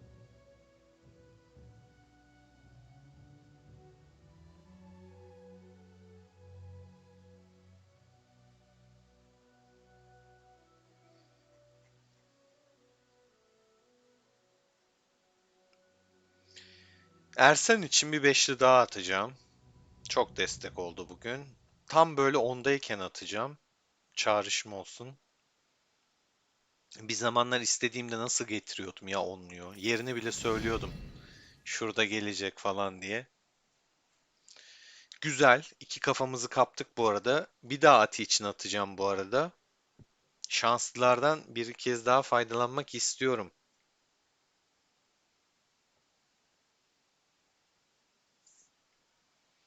Bir beşli Ati için atıyorum bu beşliyi de. Boş geçti. İki parşömen. Yani çok aşırı boş değil ama boş yine de.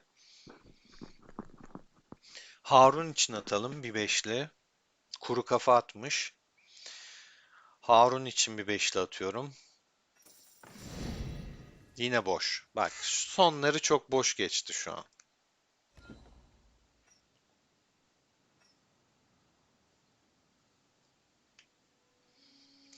Froike Zero için.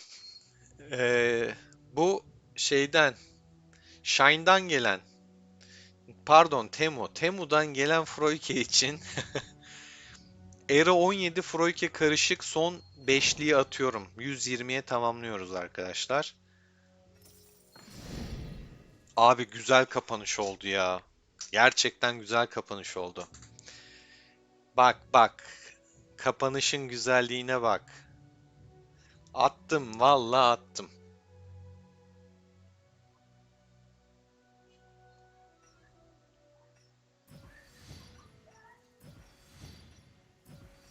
Şimdi kaç yıldıza çıkartabileceğiz Roland'ı bakalım. Manam 4 Duros, Padşah-ı olmuş Cihan, mudur? Kaç kafa var? Olmadı. 4 yıldız yapamadık.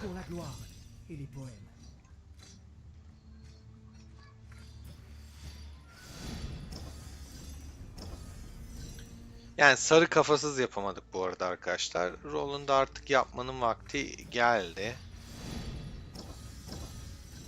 Chart'ta daha fazla harcamayacağım. Evet, artık kompa Roland'ı koyacağım.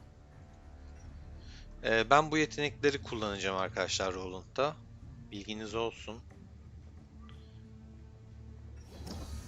Ulan vali de bak, şimdi valiye geçmeyelim şimdi puanı. Bir anda bastık şimdi. Nerede? Çok artmamıştır diye düşünüyorum. 2 milyon güzel ya. 26 milyon olmuş. Bir şey yapmamışız. Temiz.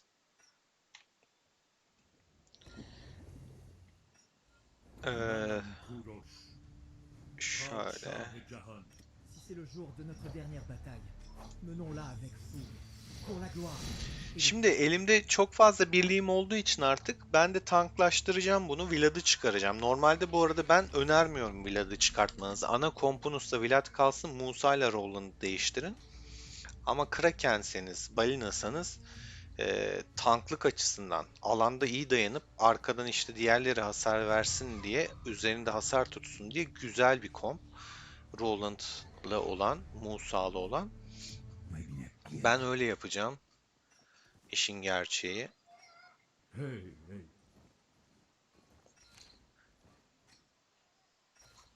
Çünkü artık ikinci kompum bu. Üçüncü kompum Ramses, Skip, Zug. Dördüncü kompta yine mızrak kullanıyorum arkadaşlar. Richard, Boudica, Barbaros.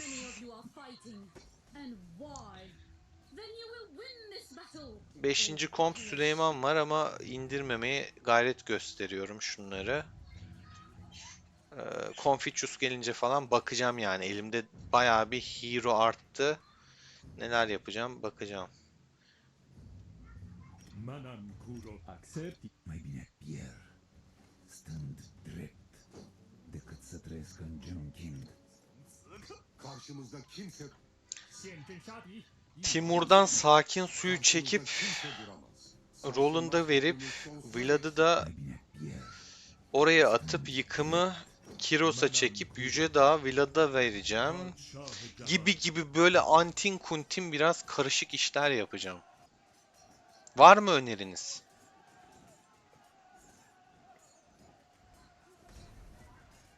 Ahmet kalmadı, bitti. 120 idi.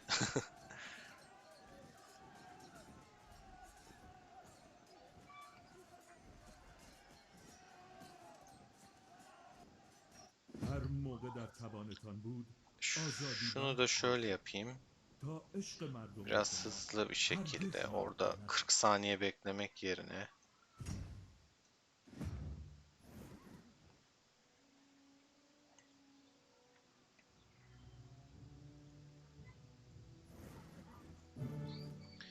Şimdi Manam kuro. tamam, aldık mı? Aldık.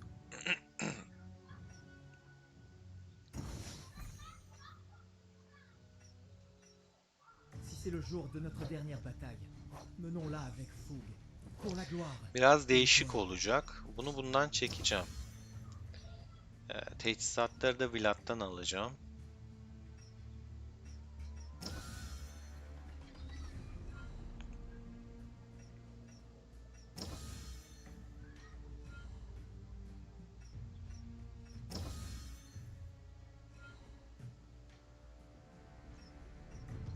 Ulan bunları da bir dörtleyemedim ya. Şurada bir çentiği kaldı. Bunda 3. Kaç tane var? 57 tane. Çok temiz paketler var bu arada arkadaşlar. Şunun yeteneklerini de hemen verelim. Ya keşke şunun kısa yolu olsa ya. Aranızda League of Legends oynayan var mı bilmiyorum. Hani orada hazır ürünler falan oluyordu.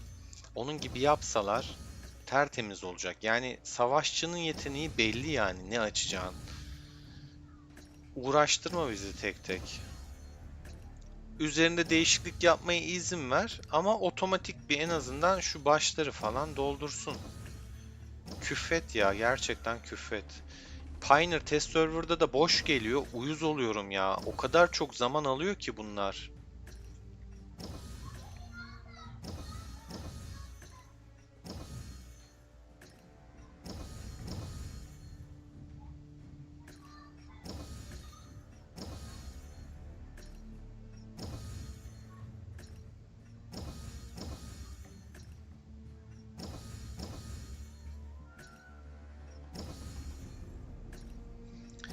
Evet.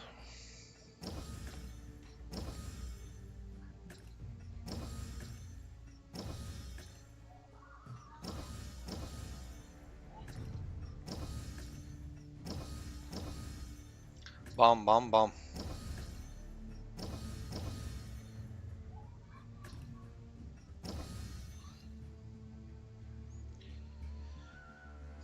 Bir tane de zırh şurada. Vlad'ın bineğini de çalayım. Gerçi buna Vlad'ın bineğini almayacağım. İyileştirmeli alacağım.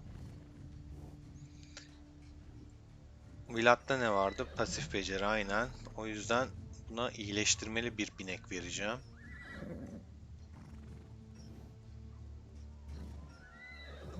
Ya şu bineklere de bir ara bakmam lazım. Bak bu fena değil.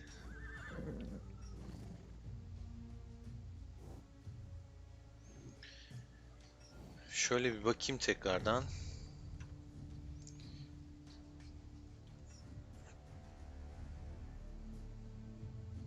Abi full destek olduğu için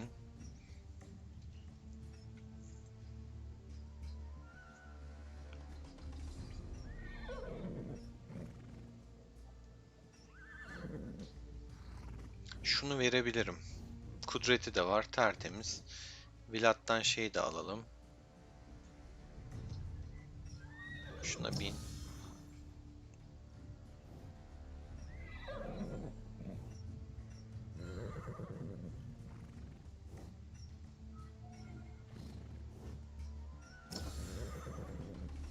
Ya bunu savunma da verilse daha iyi ama olsun. Direniş var zaten. Çok sorun değil. Güzel oldu ya. Şimdi Vlad'ı da şeye vereceğim.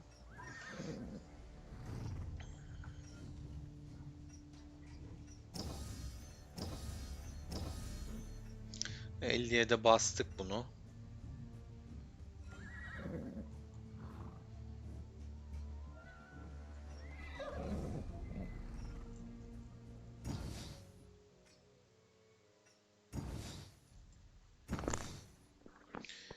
Güç biraz düştü galiba. Hatırlamıyorum ilk gücü de.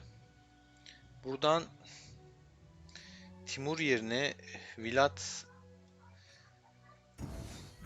çok saldırgan bir komp oluyor böyle. Ee, Buna bakacağım ya.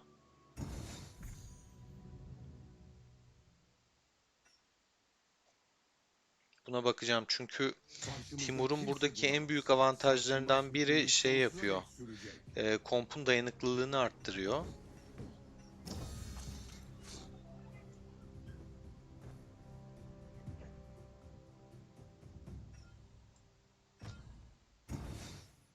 Manan Kuroş, Padşah-ı Cahan.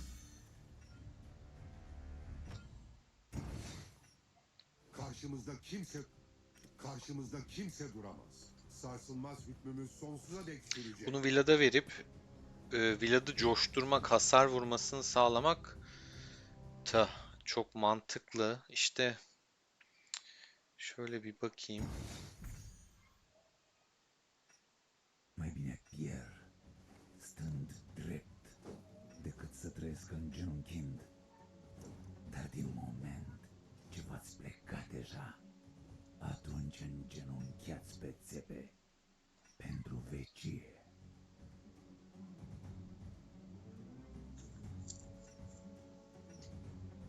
Bakayım sohbete bakayım. Yorumlar var mı?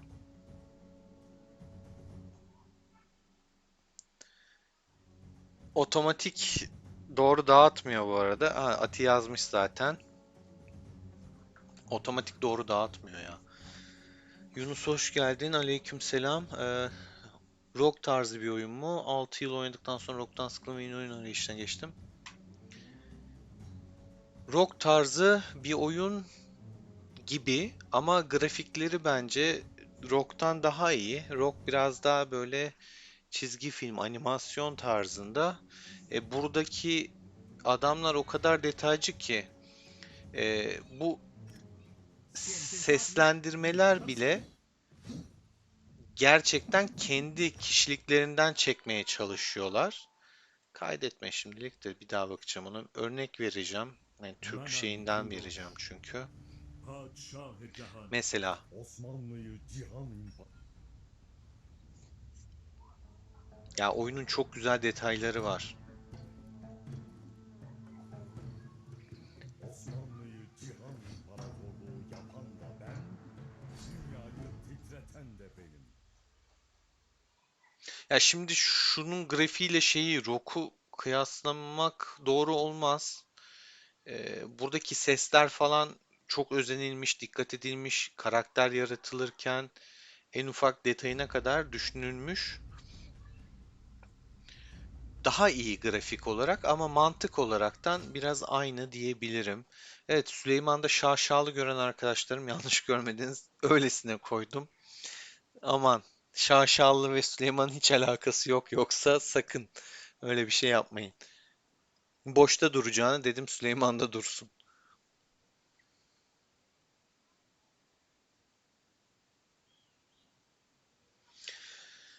Ati zırh vermek daha mantıklı demiş. Yani evet işte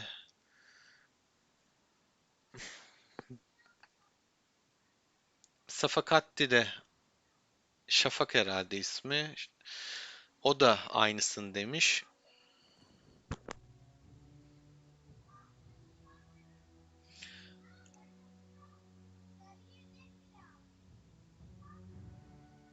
Ha, Vilat'ta diyorsun. Evet çok atak oluyor. Timur onu o kompu gerçekten çok güzel besliyor. Dayanıklılıklaştırıyor, Karşımızda kimse dayanıklılığını duramaz. arttırıyor ve Savaşçımız köprünün sağlamlaştırıyor. sonsuza dek sürecek. Ya burada birliğin aldığı hasar azaltması falan gerçekten iyi özellikler. Burada hasar azaltmaları falan çok fazla Timur'un. Dediğin gibi Vilad'ı o zaman emekli edeceğiz. Karşımızda kimse duramaz. Ama buna Sarsılmaz Yüce köprümüz Dağ sonsuza gitmez dek işte ya sürecek. Timur'a. Buna daha farklı bir yüzük seçmem lazım o zaman. Yani Timur'da Yüce Dağ mantıklı değil. Önerilerde Timur var mı? Varsa şaşıracağım. Yok. Yani Timur'a göre bir yüzük değil Yüce Dağ. Buna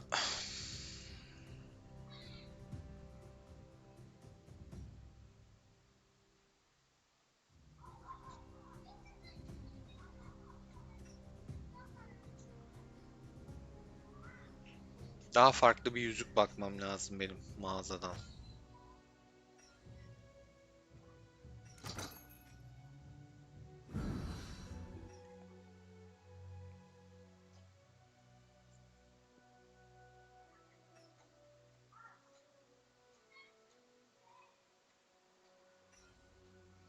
Defansif bir yüzük, yıpratmayacak bir yüzük olmalı.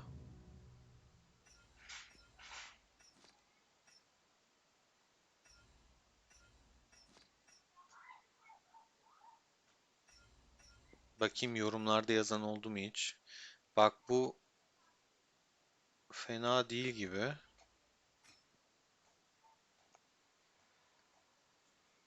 Yok. Strateji hasarıyla bağdaştırmış. Yok Yunus yabancılık çekmezsin. Güzel oyun ya. Gerçekten güzel oyun.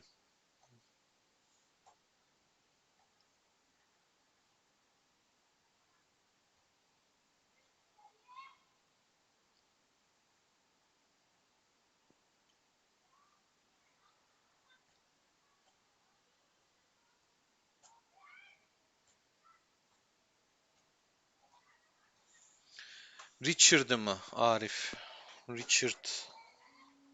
Göstereyim. Şuradan bir yüzük bakayım. Richard'ı göstereyim.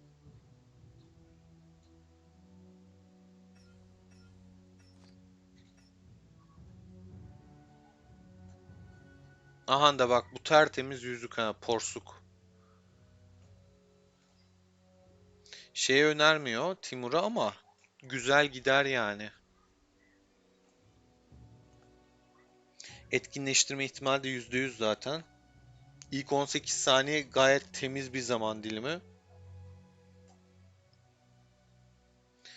Ha, buradaki tek dezavantaj şu. Mızraklar counter'ı ikincil vuruş falan vermiyor. Pasif vuruyor. Normal saldırı ve pasif. Normal saldırıya karşı koruyacak. Zaten counter yani hani counter'ına karşı çok bir şey yapmasını beklemiyorum ama kendi dengine işte Lubu'ya Lubu mesela ikincil vuruş normal saldırı dayanıklılık sağlayacak bir yüzük. Aynı şekilde Miyamoto'ya karşı falan dayanıklılık sağlayacak bir yüzük Porsuk. Porsuk'u hatta alayım bulunsun yani. Porsuk güzel bir yüzük.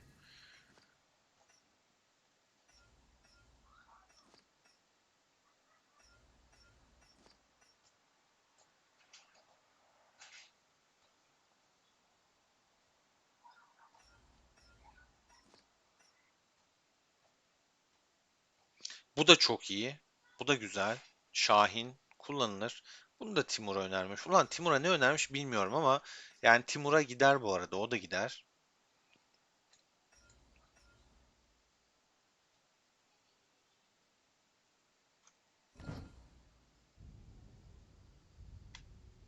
Richard demiştin değil mi? Richard. Madame Kurosh, Richard'da şu gods of ikisini love kullanıyorum. beats Zorluyla within hortum. us, and it is our duty to unleash its power and embrace our destiny.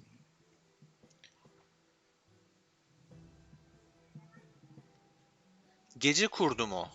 Ama Zao boşta kalır bu sefer. Gece kurdu Zao da. Gece kurdum Zao da şu an.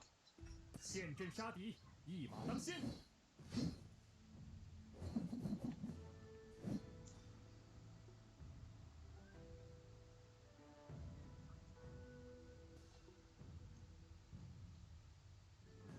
Porsuk nasıl işe yaramıyor ya? Meraklı genç.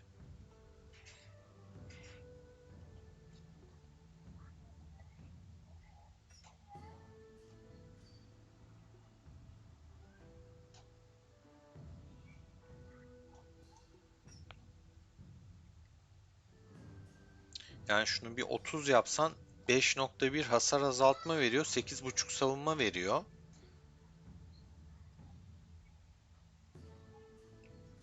22.61 de hasar azaltacak.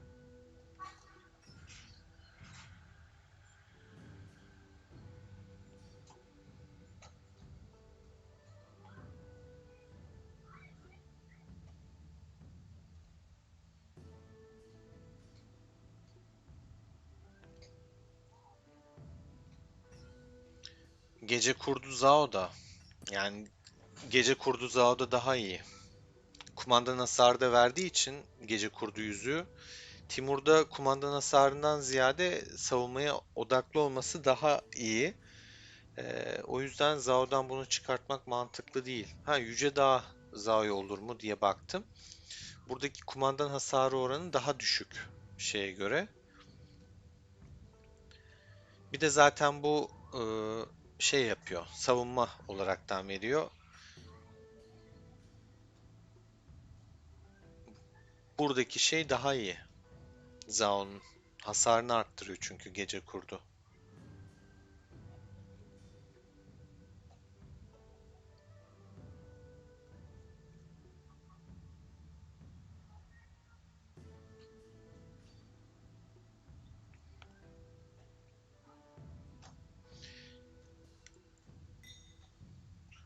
Aslan var. Aslan.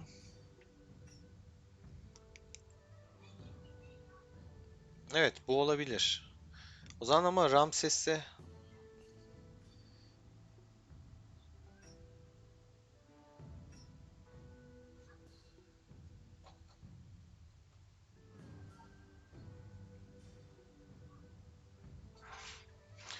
Morty ne demiş? Aynen Zao'da daha iyi gece kurdu. Muhakeme demiş. Muhakemeye bakayım. Şuradan direkt mağazayı açacağım yine.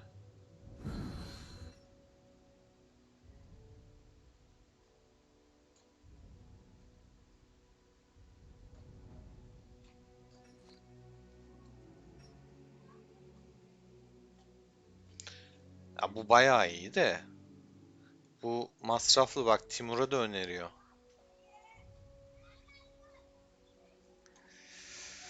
Ah, 4000. Çok da masraflı sarı yüzük. Muhakeme iyi. Net bu arada Morty. Çok güzel dedin. Kesinlikle bu arada. İdeal yüzük bu.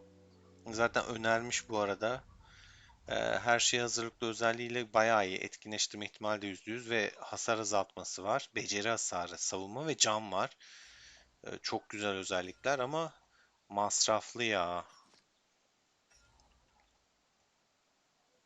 Onun yerine ana kompumun yüzüğünü geliştirmeye daha çok Madame odaklanmak Kudos. istiyorum. O Hoc yüzden acceptis o tarafa raidos. çok şey yapmıyorum. Madame Kudos. Karşımızda kimse Şu duramaz. yüce daha çok boşa Sarsılmaz çıktı ya. tutumumuz Sıfırlama olsa sonsuzdur şundan Fulge. kurtulsam. Yani bunu... Ulan Süleyman'a önermiş bunu ya. Vay be.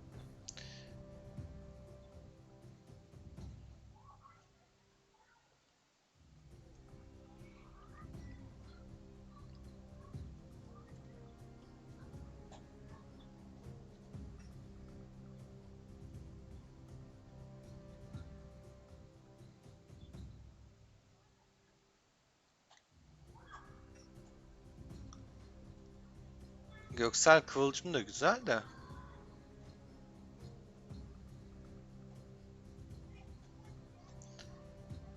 Hasar, savunma, can. Güzel yani, bu da güzel. Ama bunda ikinci mızrak kompunda düşünmüştüm işte. Yani mızraklar için daha böyle biçilmiş kaftan tarzında. Ama Timur'da olur mu? O da olur. Göksel Kıvılcım olur. Ama en güzeli muhakeme gerçekten. Ama Yüce Dağ en çok sırıtanı. Neyse. Şimdilik yapacak bir şey yok. 26 seviye. Bunu da çıkartıp şey yapamıyorum ama Porsuk bir deneyeceğim yani. Porsuk da hiç kötü durmuyor özellik olarak. Hiç test ettim mi? Etmedim. Pioneer'da falan da. Oyun geliştikçe işte yeni şeyler çıktıkça o zaman test ediyorum ancak. Ama Porsuk kötü gelmedi açıklamaya baktığımızda yazana. Denemek lazım.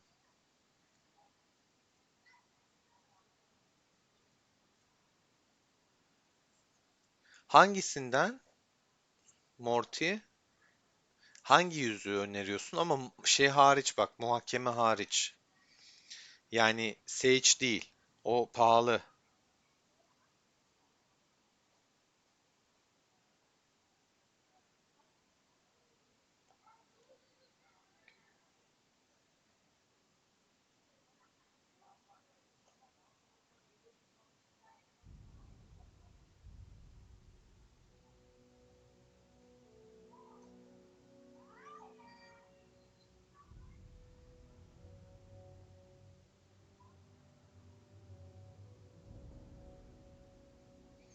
Ee, bakayım. Yanıt beklediğim için duruyorum.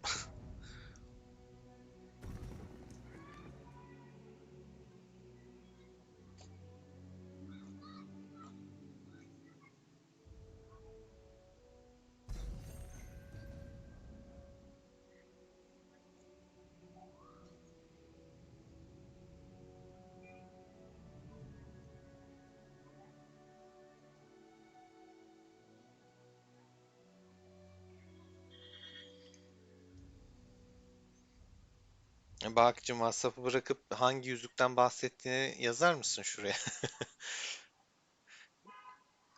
Kaldım. Bakalım. Hemen bakalım.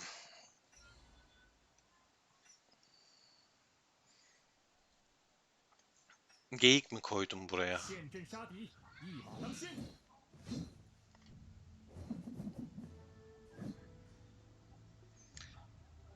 Ya geyik Timur'a ver bu arada Ati bence. Gece kurdunu Karşımızda kimse Zavya al duramaz. kesinlikle. Çünkü burada Sarsılmaz kumandan gurur hasarı sonsuz verdiği için olsun gece diye. kurdu yüzü hasarı 现阵杀， Zhao mu Timur mu Karşımızda çıkıyor kimse diye duramaz. düşünürsen 现 zaten 阵杀 Zhao 敌， çıkıyor. 一马当先。 O yüzden mutlaka ikisinin yüzünün yerini değiştirmeni öneririm ben. Geyik yüzüğünde Timur'a ya mantıklı bu arada kötü değil. Bu da mantıklı. Yani sonuçta rakibin hasarını azaltacak, bendekinin hasarını arttıracak. Üstüne bu da kumandan hasarı veriyor. Birlik alınan hasar azaltması.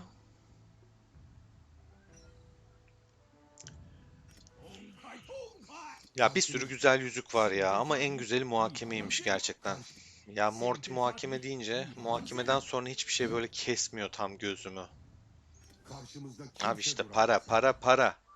Yeni başlayacak arkadaşlar. Parasız olmuyor bazı şey.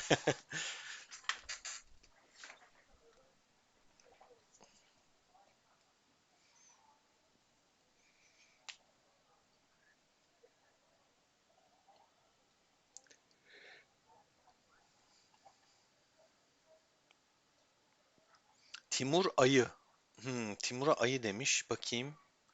Ayı yüzüğü nasıldı? Ayı. Ayı ayı ayı. Hemen bakacağım.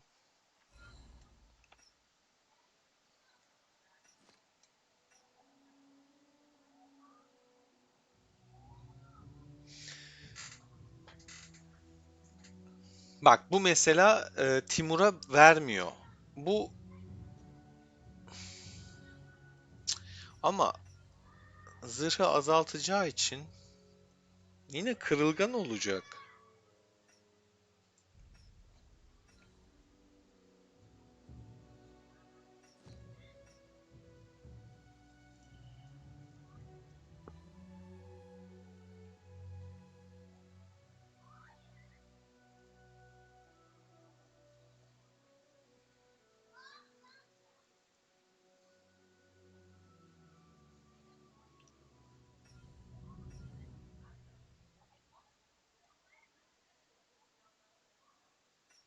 Ya şu Porsu deneyeceğim ya. Test etmiş oluruz hem. Yani zaten şu an porsuk. Muhakemeye gücümüz yetmez.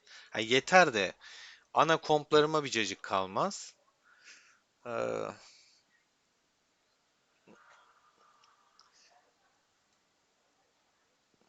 mor bir tane daha alabilirdim hani denemek için ama ya şu yüzük sıfırlamayı bir getirmedi oyunda gitti. Gerçekten büyük yaramız. Abi ayıyla ben ayıyı beğenemedim ya. Nasıl en iyi? İşte herkesin şeyi farklı yorumu oluyor. Test ettik mi bunu?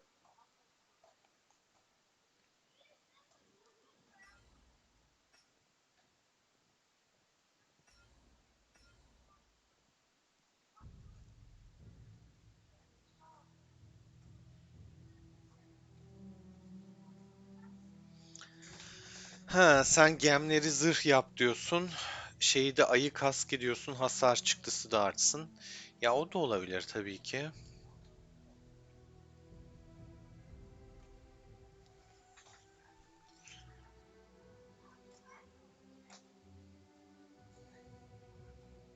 Abi ayı da.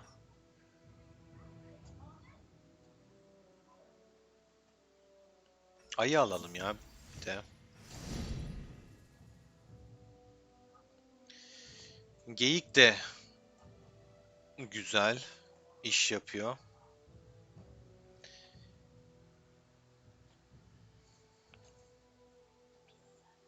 Ama atıyorum Timur'unkini arttırırsa kötü. Neyse şimdilik böyle kalsın. Zaten şu an bakiyeyi tükettik. Bakayım.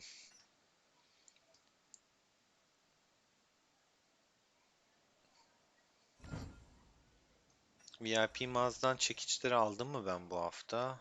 Aa, talan etmişim mağazayı.